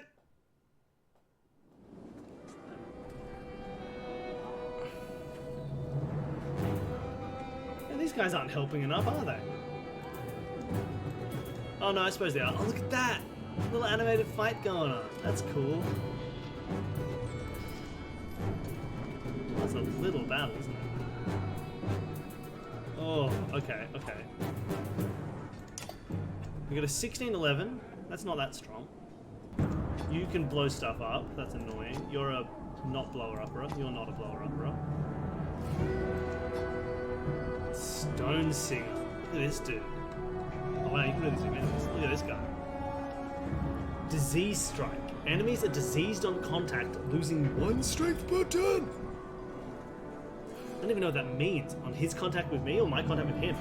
Then he has Rupture. Wounded allies explode, doing strength damage to adjacent enemies. And the Stone Singer lowers allies' armor, but sharply raises strength.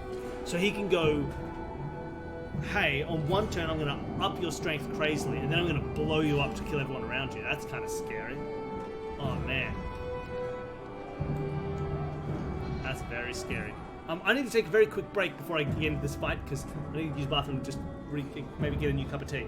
So I'll be back in a second. This battle's going to be scary, but let's take a quick break, and then we're going to lose this battle. Alright, see you in a second.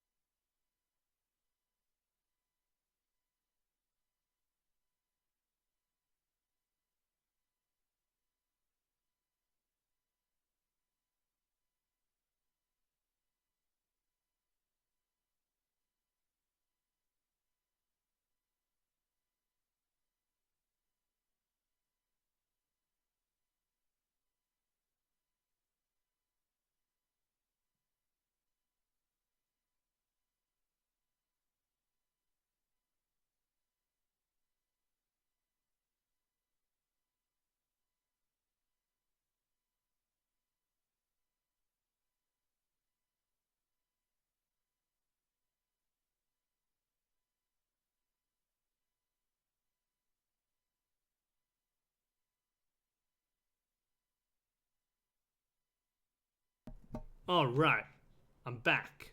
Where's my game? The chat. All right, everybody back.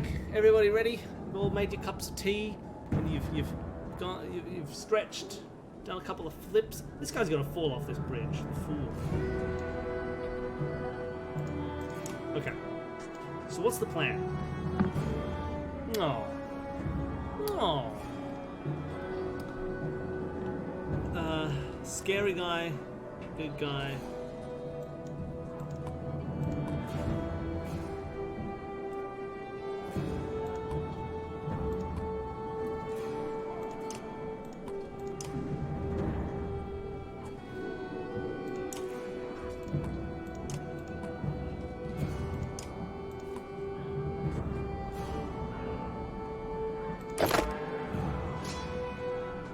Oh, I forgot Avon went first. We're just gonna wait for a little bit. What's his plan? Okay, that's interesting.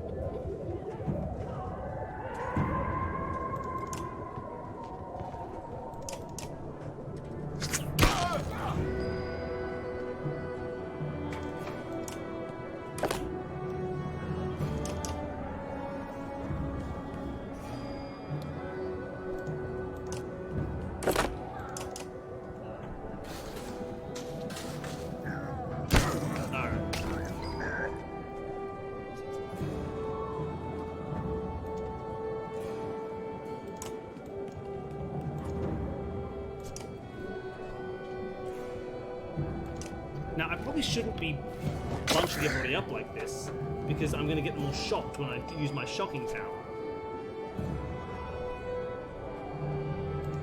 But, what are you going to do?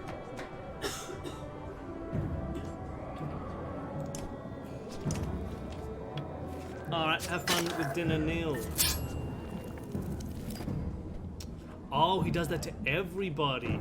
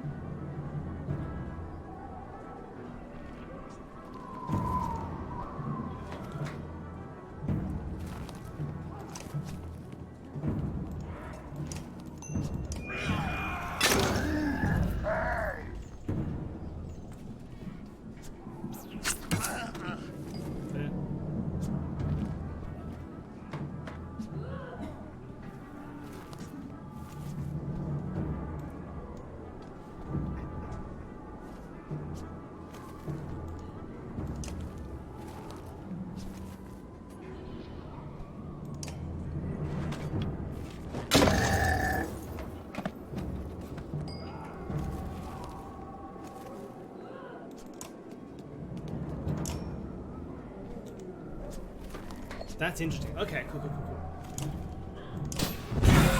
Oh, that's to everybody adjacent? I thought you had to not be on the square. 1, 2, 3, 4, 5, 6.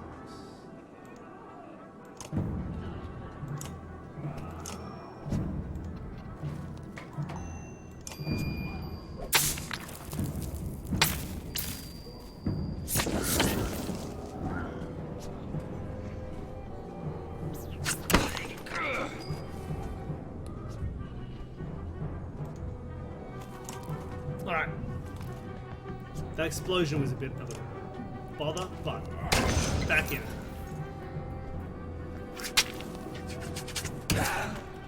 Ooh.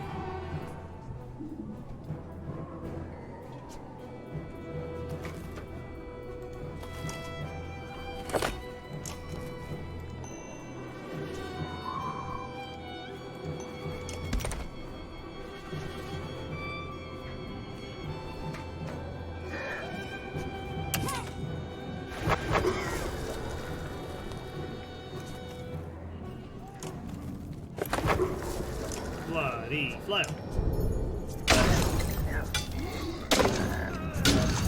Nice.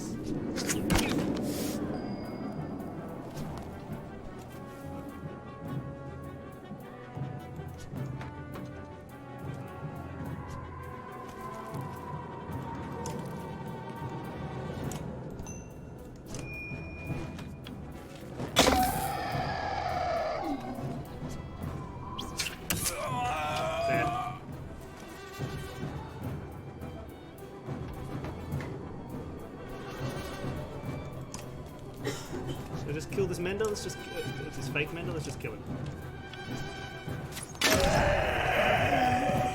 Oh, that killed one of them. I'll just bring their strength back down.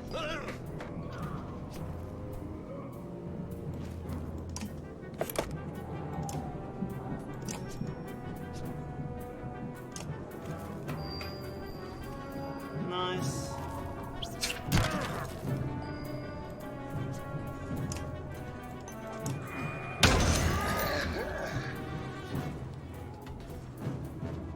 It's still the explosives that throw them off every time. Like, I lost so much health because of these explosives. Because I guess, yeah, because they attack adjacents, and I just, for some reason, thought they didn't.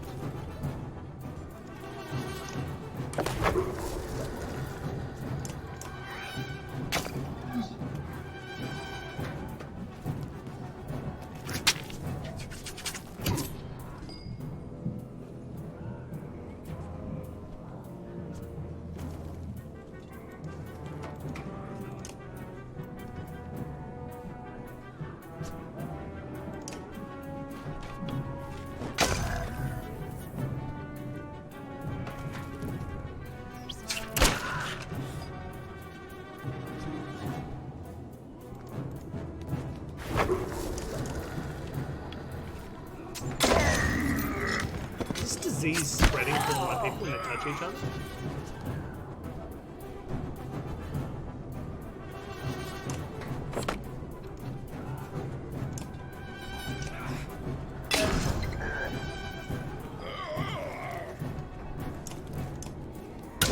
It's a bit rude.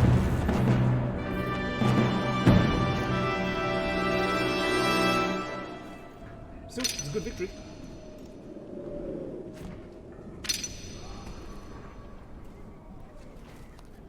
Hogan Ginger, but I can swap him out.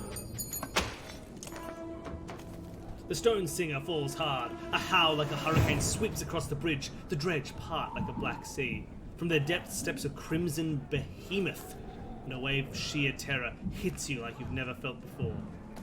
Bellower. Get the Mender out of here, Ivor hisses, and run! Your legs move, almost with a will of their own, although you can't pull yourself away from watching what happens next. Let's see what happens next. Oh, he's pretty big. But he's not that big. I feel like you'd want him to be like an 8-square monster. Wait, I have to just fight this dude? He's got 20-20, I got 17-12.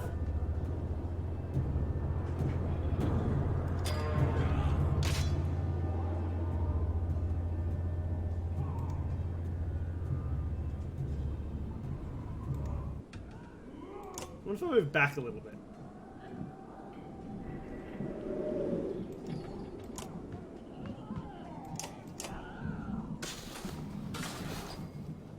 Cool. So,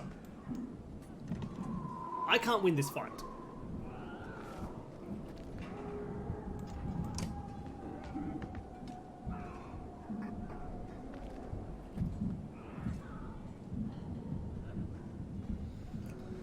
Like, if I attack him, I'm gonna got a 20% chance to do damage, right? That's just not gonna happen. So I could take down a huge amount of his armor, right? So he'll go from 20 down to 13. But with his 20 damage, he can hit me for 3, so I'll only have 9 health. And I just don't think it's gonna work out. But let's try it. Oh, let's bring him down as much as I can. Oh, okay. That was a pointless turn. Or did that just... Oh no, he skipped my turn. Yeah, and then he hit me for 6.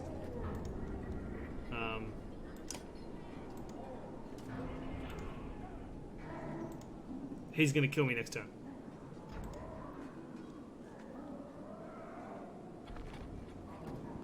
Yeah, but he's doing so much damage between the breaks. Like, he'll kill me this turn. Yeah, right?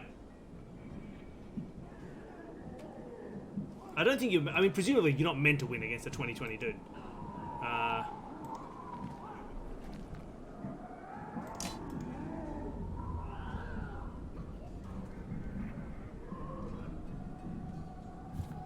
Yeah, the 20 strength is just too unfightable. Oh, he didn't kill me for some reason.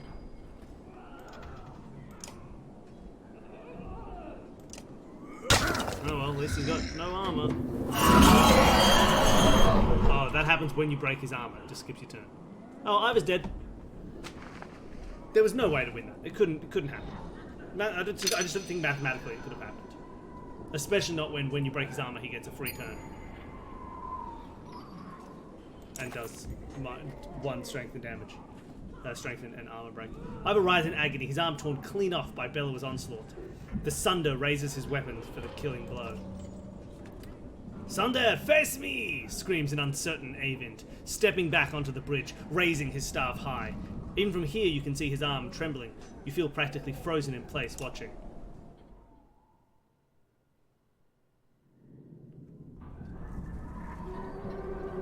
Nice arm, Ivar. Whoa! Hey, you big snake. Oh, that's much hairier than I expected. Doesn't it look hairy? Eyvind recoils in terror from the massive serpent that has appeared in the distance, and even Bellower backs away.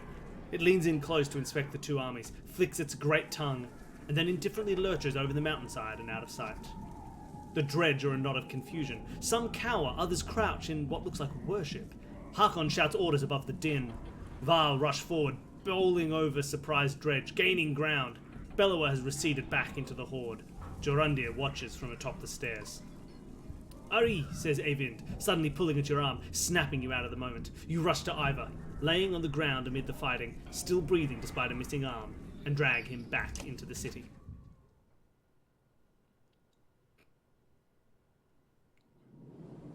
Man, poor Ivar. Let's talk with Eyvind.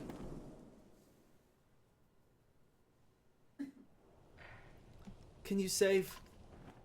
Yes, probably. Give me silence. Nearly 3 hours pass silently as Eyvind plies his trade. Flesh slowly forms and closes around Ivar's torn frame. That is as much as I can do. You should make it. Thank you. The mender looks exhausted, leaning heavily against a bed. When was the last time you slept? A couple days ago. I'm okay. Just need to sit. Before you can catch him, the mender crumbles to the floor. Crumbles to the floor. I would have said crumples to the floor. Danny, if somebody fell to the floor in weariness, would you say they crumpled to the floor or crumbled to the floor? Crumpled. Crumpled, right? Yeah. What do you think, chat? Are you on the crumple or the crumble train? Oh, this is where I found the dead mender. Your sight swims as if underwater. Memories fly away like startled ravens before you can capture them.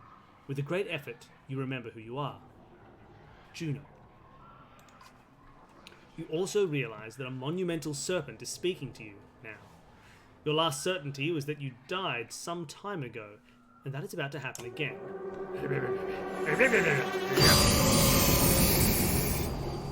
Haha, didn't kill me, you loser. Man, what a good game. You're a crumble man? You fool. You fool. Serpent.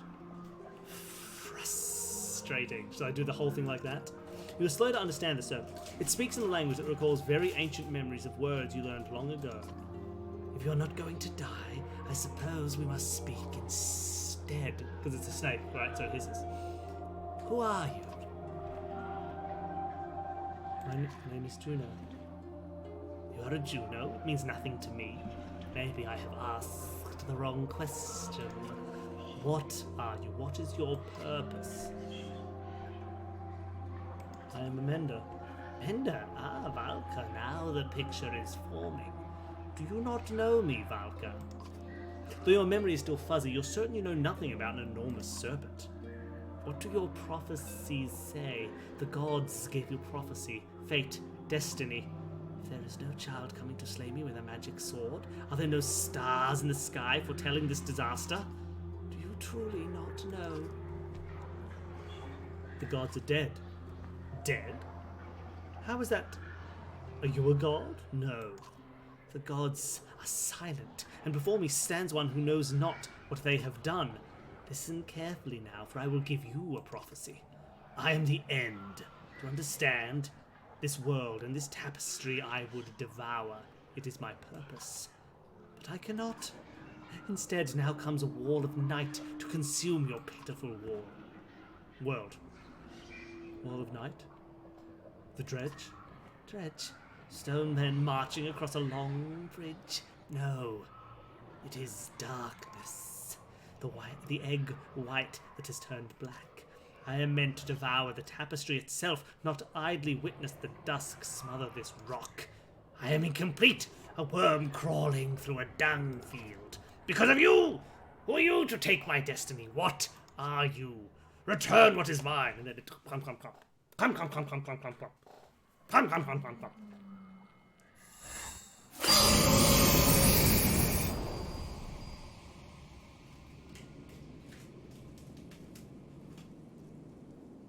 Eyvind.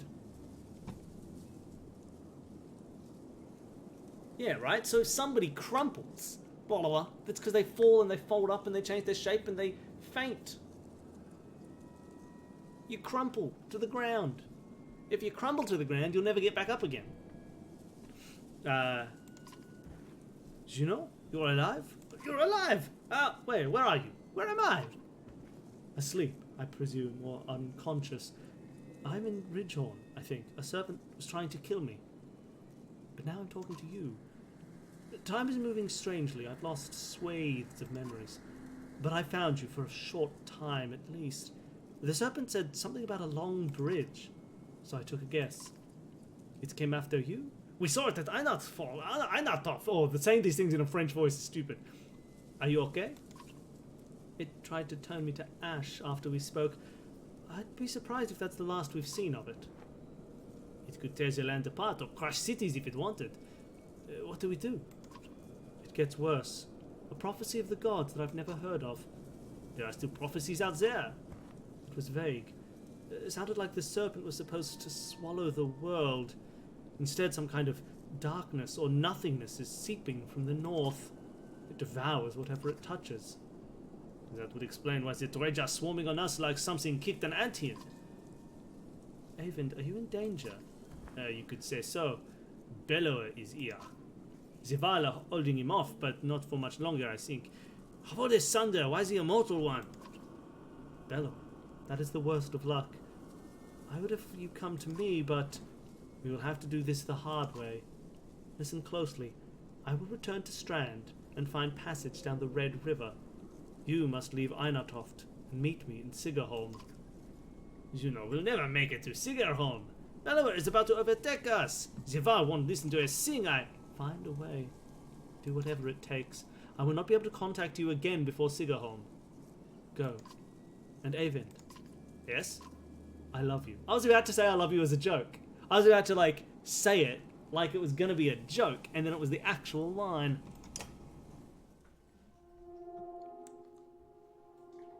Welcome back, Neil. You missed a big serpent. You've spent a long time next to him since he passed out. Just keeping an eye on him. It's not like that, Dad. He saved Ivor. He might save the rest of us. Can he hear us? He just moved. How long was I? You were out for a couple days. How do you feel? Juno, she's alive! I must meet her in Sigerholm! Hold on, slow down. Who's Juno? She's my mentor on the Mender Council. She contacted me. Contacted you how? She's not like most Menders. What happened here since I passed out? The Varl are holding the dredge back, just barely. Bellower has disappeared. Ivor is still out of it. Jorunda sent Hakon, Luden, and a couple hundred Varl away to Aberang. I don't know how long we'll be able to hold out here. Rook, I need your help. Take me to Sigerholm. Juno is going to meet us there. Sigerholm? Ooh, neat trivia question. You got the box next to you? I do, but I had a fun little game I was playing last time. So now it's going to be. God, can we just play? House of Games games? Can I think of 2 clues where the answers rhyme? Sure. Here's 2 clues, and the answers to each of these questions will rhyme. Now we need to come up with them. Here we go.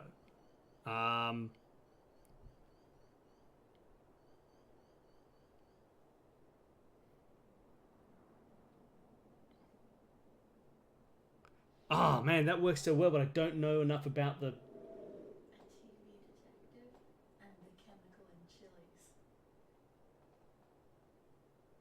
Okay, Danny has said, here I'm going to ask you 2 questions, and the answers are going to rhyme. These are from Danny, and I haven't worked it out yet. I would like a TV detective and the chemical responsible for the heat of chili peppers. And I don't know who the detective is.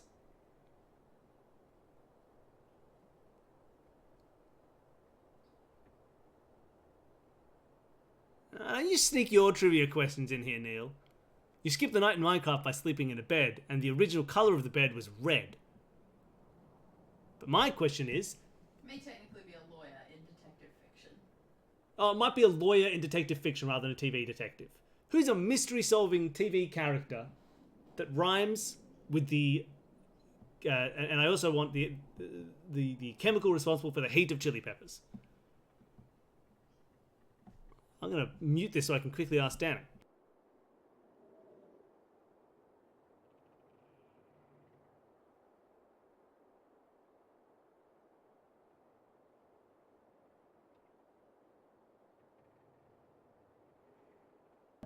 Okay, so that's my trivia question.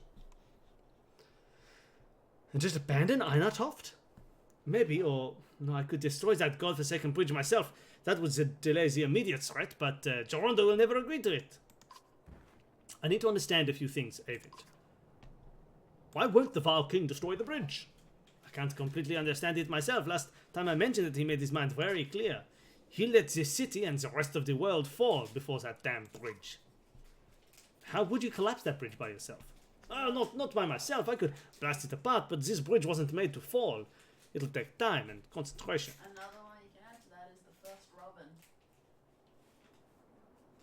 Ah, the other rhyming answer is the first Robin in Batman and Batman and Robin. That Robin, the first Robin, is also a rhyming answer to these. My question was going to be something along the lines of the capital of the UAE and a large Indian language and cultural group. Oh, that's fair. So that's the other question if you'd like to answer that. The 2 answers rhyme, and my questions are the capital of the UAE and a Indian cultural / language group. I don't know enough about the Indian kind of language / culture to ask a better question off the top of my head. But they also rhyme. That's why I need your help. And the Varl will try to stop me. It could mean holding off both Dredge and the Varl. What are we going to do about Bellower? Robin Prime, Key Lime, Detective Mime. These are incredibly incorrect. I can't stop him, but I believe Juno can. That's why we need to go. We could just leave and let the Varl die to give us a head start. It's not my first choice. I've done everything I can on my own. What is going on around here? The serpent, Bellower? Look, I know how things are. It's a long story. I will do no history. We're from a very small town in the woods, you idiot. I'll keep it short. You know how men and Varl were made. The Lumazer, the other gods. In the First Great War, the armies of men and Varl hated each other. They fought bitterly for land and dominance. Then one of the gods created the Dredge, and they were such a threat that until men and Varl set aside their differences, they threatened to wipe out both races. So they did. They ended the war. They ended the war, pushed the Dredge into the north, and formed an alliance that has held ever since. The Second Great War began generations later. The Droids rallied their forces, defeated the Varl who watched the borders, and laid waste to unsuspecting settlements across the world. They were led by Sunder, powerful Droids, warlords, and weavers, like Bellower. He was there in the Second Great War. Humanity was on the brink of extinction when the inner circle of Menders went forth and finally sent their Sunder and their Droids deep underground. For the most part, the Droids haven't tried to return since. Well, until now. Those Menders were called Valka. Juno wasn't there herself, but she's from their bloodline. So another great war has begun. If I didn't think the world was ending, it would be incredible. Incroyable. Ancient history is playing out before us. What about the serpent? That's another story.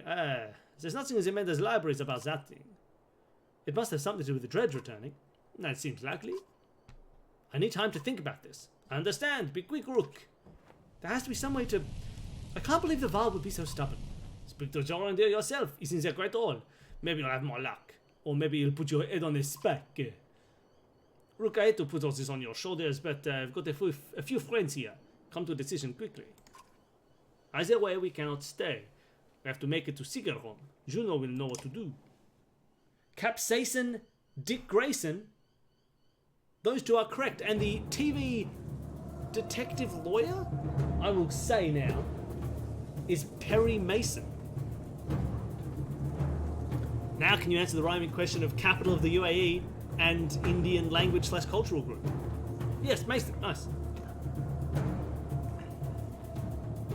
Mason, Grayson, Sayson. Woohoo! Okay.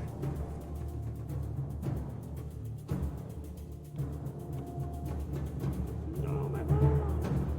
I can upgrade. I think that's 7. I could buff Mogan or Onef. I like Onef, he's cool.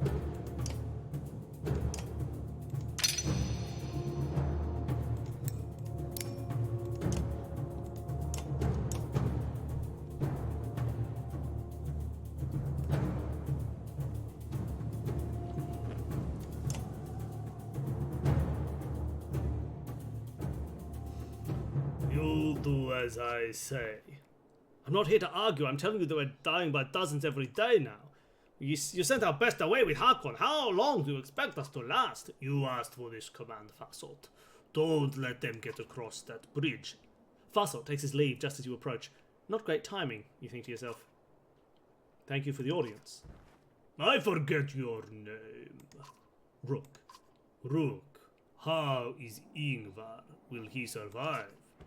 I think so. If I remember Ingvar well enough, he hasn't told you why he fast on Malana, did he? No, he keeps things to himself. Yes, that sounds right. Ingvar confronted a Sunder in his youth during the Great Wars. He won that fight. None other but the Menders have done that. He proved us stronger. Maybe he thought to do it again. Ivar killed a Sunder? How did he end up in Skoga? All these names sound the same. You'd have to pry that from him yourself. I don't know. He disappeared when the last king tried to name him Kender. It occurs to you that Geronda would not be on the throne had that happened.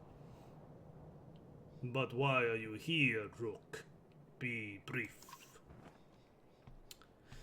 Alright. Here we go. I am offering to help take apart the bridge. Human. If there is one more mention of that bridge. Joranda's mood changes almost instantly. If you have nothing to say, get out of it at all! What is so important about that bridge? Every man I've ever met thinks he'd rival the gods himself if only he were in charge.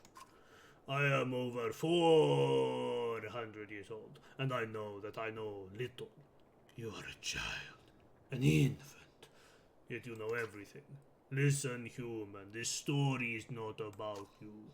If you jumped from that bridge today, the world would not change. Now either help Fasolt to retake it or leave my city. I don't care which. Guards are quick to usher you from the Great Hall. You don't resist. I mean, you're being neat. Just tell me why the bridge is important. and we won't destroy the bridge because. Oh, so I have the option. I can fight on the bridge, destroy the bridge, or leave. Oh man, I didn't realize I'd have such a choice. Oh my gosh, what do I do? Man, actually that's a real, I need everybody's help. So hold on. He's like, no, don't destroy the bridge, you fools. But my mended friend, he's like, hey, we could destroy this bridge, stop the dredge coming in. But we'd probably have to fight Dredge and Varl at the same time because they don't want us to destroy their big fancy bridge. Or I could fight on the bridge with the Varl to help try and defend against the dredge. Or I could just bugger off to that place that we're going and leave the Varl to fight and die on their own. My god, I have legitimately no idea what I should or want to do.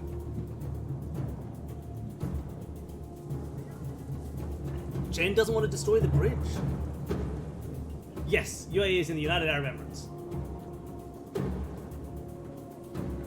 I mean, probably, yeah. Neil wants to destroy the bridge. True.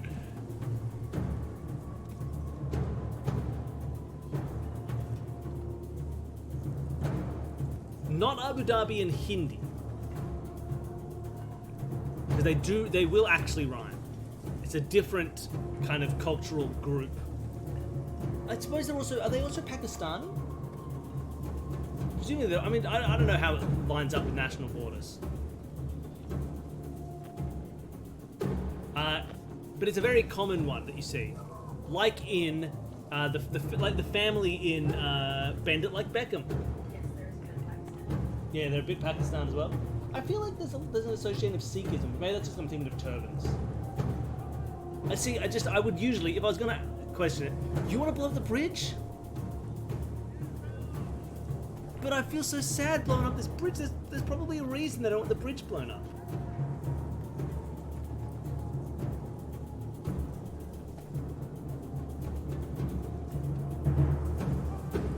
Blow the bridge up. Oh, I feel like...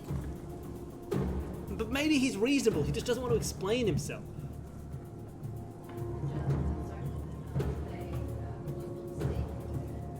Okay.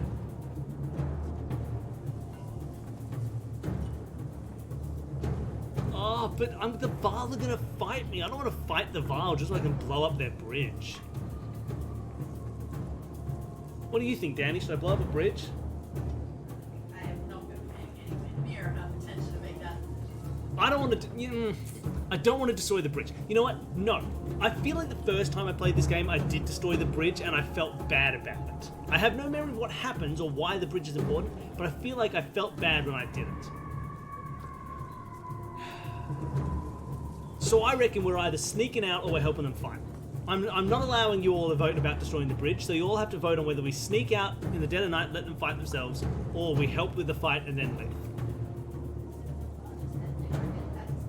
They're the largest ethnic group in Pakistan, this thing. 2.74% in India. Okay, maybe we should leave. It's like they didn't want us here in the first place. They don't want to listen to us, nor do they want our help destroying the bridge. Maybe we just get out of here because like they're dumb. If they don't want our help, we don't need to die trying to help them. If they don't want our advice, nor do they want to give us orders, nor do they want us to be here, maybe we just like leave the Varl to be the Varl and go save the world in our own way.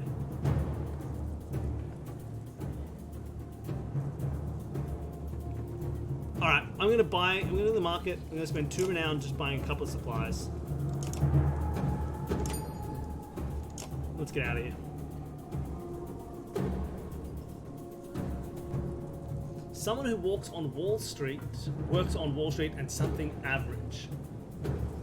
A stockbroker and Because you don't like Dracula, Bram Stoker.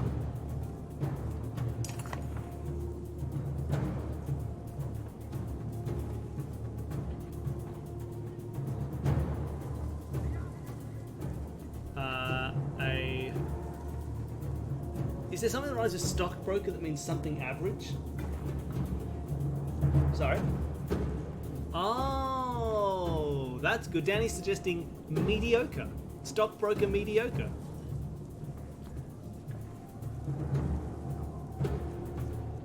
Nice. Avon sighs in frustration when you agree to pack up and leave, slamming his fists against a wall. Are you certain you'll not help me on the bridge? This an entire race is about to be wiped out.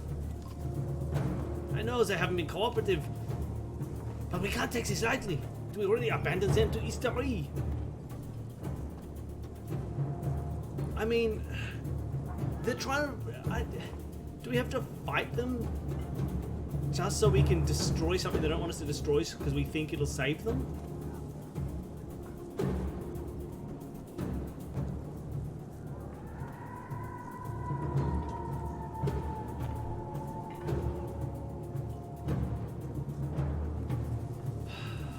We'll extend the offer, but we have to go.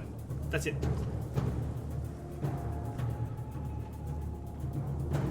Yeah.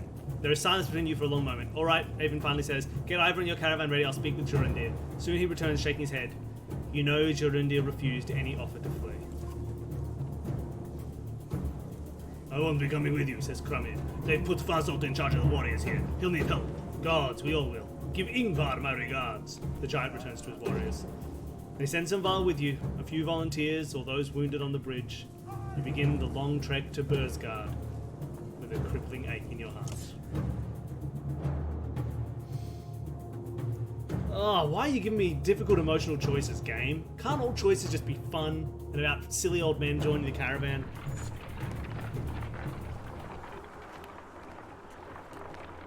I don't feel good. I feel like I have an ache in my heart.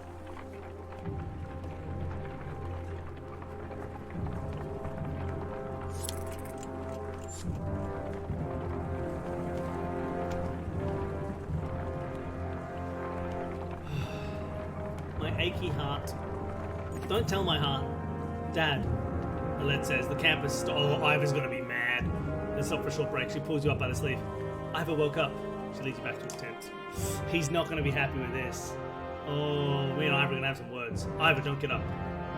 If this is what happens when we die, I'm very disappointed. No, you're okay. We left Einatoft. What happened? Did anyone survive? It's hard to explain, actually. Oh, sorry, it's hard to explain, actually. We're going to meet another Mender. Bellower is still at the bridge. Then they're all doomed. So be it. Oh, he seems surprisingly chill with it. Just rest. It's a miracle you're alive. Avon saved you. Give the Menders my regards. Ivor grimaces and stands. Try as you might, you can't convince him to relax. He intends to walk like everyone else.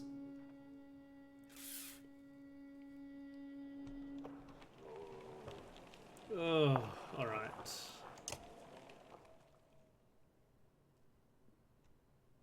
Who's injured?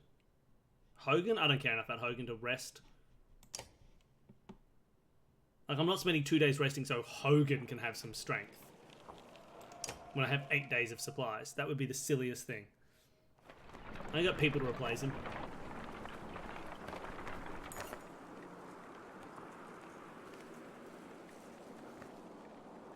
No, nothing. We just left.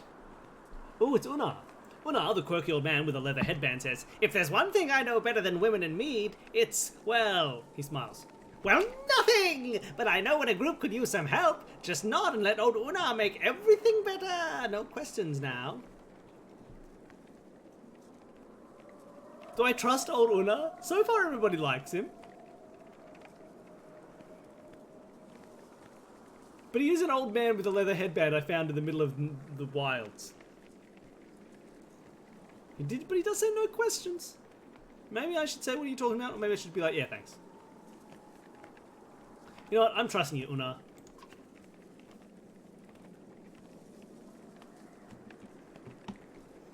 That evening, Una clears his throat and loudly recites a tale of travellers, ending with war and death behind them, seeking hope. Instead, they carried on with courage using heart and head. A strange poem, but the caravan is happy for the change of pace. Una bows and turns to assist the cooks. The evening's meal is larger than ever, yet the supply wagons seem more full than before. He's a secret wizard. He's a bombadil. He bombadilled me. The evening's meal is larger than ever, yet the supply wagons seem more full than before. You look to thank Una, but he is gone. More supplies? Like weak morale? But Una was so friendly. Why would I be sad about Una? He bombadilled.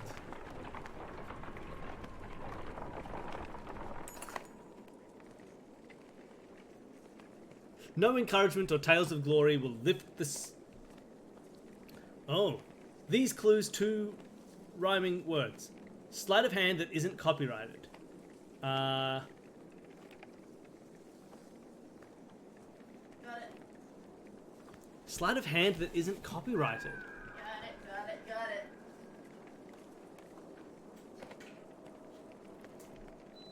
Oh, legerdemain public domain. Legerdemain? Legerdemain public domain. Public domain, legerdemain. Yeah, public domain, legerdemain. That's fair. Is there one that works with prestidigitation? Available for the whole nation. Prestidigitation.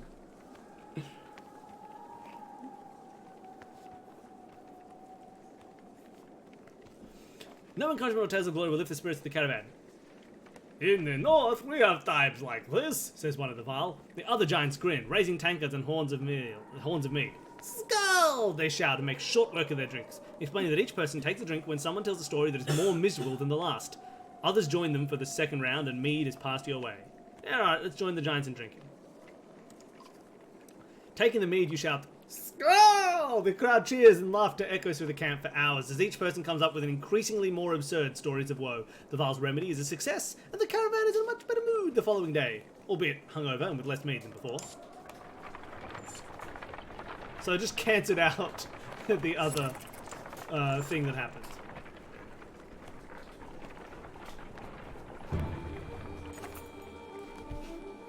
It appears that large figures following from the direction of Einartoft. That's not a sentence. It appears that large figures following from the direction of Einartoft. Not a sentence. Oddleif watches intently before finally saying, They have a cart. I can hear it. You slow to get a better view and espy a small caravan of Varl. Eventually they catch up. What's up, small caravan of Varl? Oh, it's Uben! Oh, this is not going to be good. My Uben voice and my Ivor voice are exactly the same voice. Greetings, Ivor. It's been quite a while since we talked, hasn't it? I know you, Uben. Never imagined you to be one to defy the king. What made you leave? Someone had to. What do you mean? Bellower is heading this way. Already? How is that possible? A group of Varl from Wemto showed up around the back of Einartoft, the long way. Bellower and his army chased them across the summer path, they said. Past Wormtoe? That doesn't make any sense. Bellower was at the bridge. He must have doubled back after that serpent appeared. While we fought on the bridge, he led half his forces around to approach Einartoft from behind. Ah, so therefore blowing up the bridge wouldn't have helped anyway. The attack on the bridge was a feint? Don't let anyone tell you the dredge aren't clever. Einartoft will fall within a day. Maybe not, he's following you. I thought one of you might know why. We exchange nervous glances, but nobody speaks up. Must be me, then. Is there something I don't know? That's quite a grudge he's holding if he's coming for you, Ivor. It doesn't matter. Our only chance is to get to Sigarholm. Juno will know what to do. We'll join you. I bring supplies and warriors, and my friend Gunnulf here bears a heavy sword. I believe he'd be happy to swing it for you. 40 supplies! 40 supplies! And Gunnulf! And 15 now!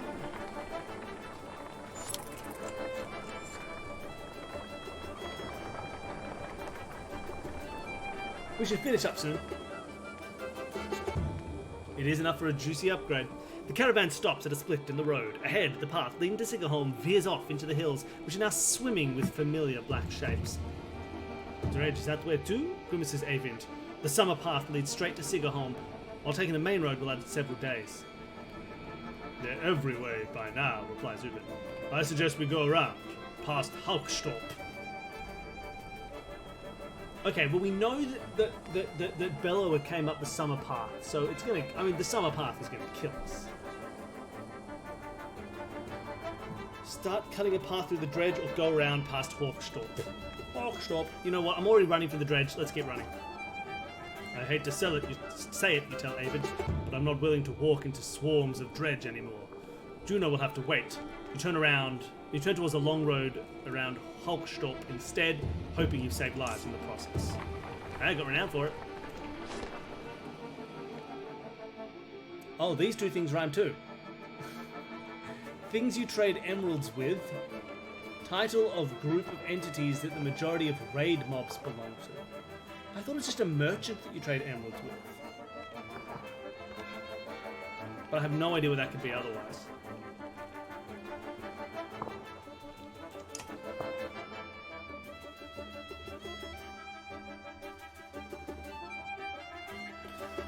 Alright, we've got 20. Oh, I could upgrade Ivor again. Oh, just villagers and pillagers. Villagers and pillagers.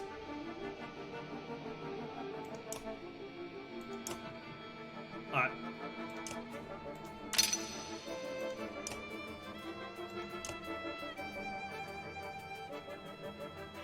Never. She doesn't deserve it.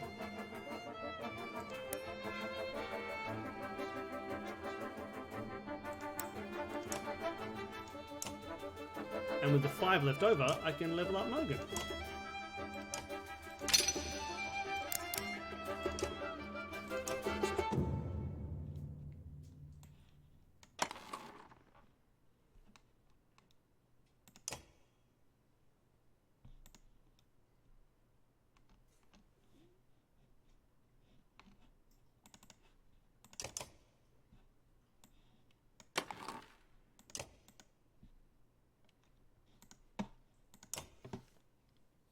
Alright.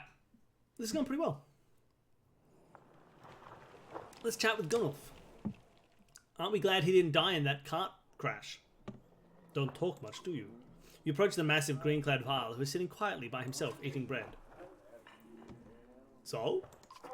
Just want to know anyone who can cleave a dredge in two like that a little better. And Rook. Not to know. Uben asked me to chop a dredge in two, I chop him. You travelled with Uben for long? Yes, long time. When I was young, I fought for another Val. It did not work out. But I learned to swing a sword. Uben pays well, gives me plenty of things to kill. To be honest, maybe too many things these days. You like that sword, huh? No. I love this sword. Given to me by old Skymir himself. Skrimir himself. When I start working for Uben, he says, I protect the king's collection, I protect the king. Gunnulf makes an expression somewhere between pain and frustration. I couldn't save it, though. Makes a hand motion like an object falling from a tall height and exploding. Mattered a lot at the time. I think it doesn't matter now. Skrimir is dead anyway. I'll let you finish your meal. Want to be friends with Gunnulf, Rook? He pops the last hunk of bread into his mouth. Keep food in the cart. Villager and pillager. That's what I said. I said villager pillager. I said villager pillager. Minecraft, entity that walks around with 2 llamas. I thought that was a merchant. And villain of popular space themed movie franchise. Darth Vader. Llama Invader. Darth Vader. Crusader. No, I have no idea. I don't even think it should be Darth Vader. Trader. That's a word for merchant that rhymes with Vader. Alright, let's skedaddle.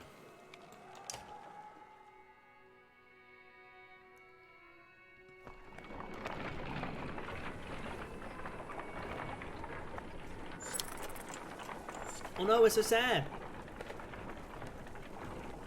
Wandering trader. Oh, is this a little town? If we stop in this little town, we'll see what happens. A scout returns with a nearly frozen child. I almost stepped on her in the snow. Looks like she must have been running from something, he says. Patches of blue mottle her pale skin, but her chest rises and falls ever so slightly. Even just carrying her along could kill her in a state like this, says the woman. We could be in danger here, points out another. Oh no.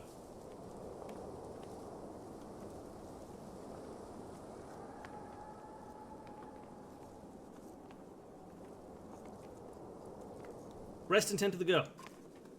As the caravan's tents rise, a fire is built beside the girl, who is covered in furs and ointments. Progress is slow, but soon you see the girl alive enough to swallow water and some heated broth. When you wake the next day, the healer tells you the girl should be fine in time. Now, my morale improved, but it's still weak. Oh, and then it declined. Because of a day passing, I guess.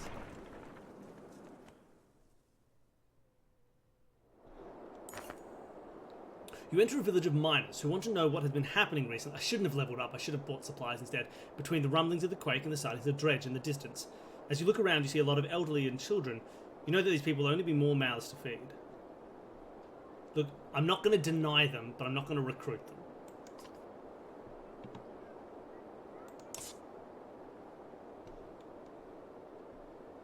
Okay. Alright. I think maybe we're almost 3 hours in. We might leave that there.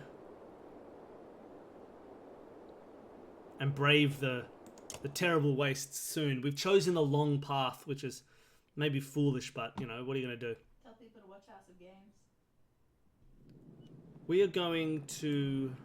We want to go to Sigerholm, but instead of cutting through here, we've gone this way. God, that's such a longer journey. But what are you going to do? What are you going to do? Alright. Oh, damn. So they came down this top of the summer path. I could have continued down the summer path. I got confused as to what the summer path was. Damn. I should have gone through the dredge. No, well. What can you do? Alright, well, thanks for hanging out. That was great fun. It's a very fun game, and I'm enjoying getting through it. I think we're not too far from the end of it, to be honest. It's not a super long game. I don't think there's a huge amount more. I remember the bridge destruction happening near the end of the game, so we'll see what happens. I feel like it doesn't go on much further, but maybe I'm wrong. Maybe I've made that up. It's been lovely to hang out again. If you're looking for something not boring, if you're looking for something to watch when you are bored, go on YouTube and watch Richard Osman's House of Games. It's a fun trivia show with like all the episodes up on YouTube, and it's got rhyming questions and answers and things like that. It's great fun. Otherwise, have fun. I'll see you all again later. Oh wait, hold on a second. Is there this Friday? Yep. I'm not doing Batman because we're doing an interview instead. Okay, so the stream schedule is slightly different. I'm going to do Batman, but Batman is going to happen on Thursday because on Friday we will be doing an interview on Twitch with oh god, I can't remember who it is at the moment. I'll put some updates somewhere. I'll tweet about it and things like that. But we're doing an interview with a Twitch show about game mastering and running things and presumably talking about escape rooms as a form of DMing, but also other DMing experience, things like that. Sorry. This is for me, talking from my experience. So it'll be Wednesday evening, my Thursday morning, so that your Thursday evening, my Friday morning, will be an interview instead. So I'm moving it back to the day it was originally on, possibly just for this week. So we'll see how that goes. It'll be a bit confusing, but I'll keep you all up to date on what's going on. Awesome. All right. Have fun. I'll see you later. Have a good rest of your day.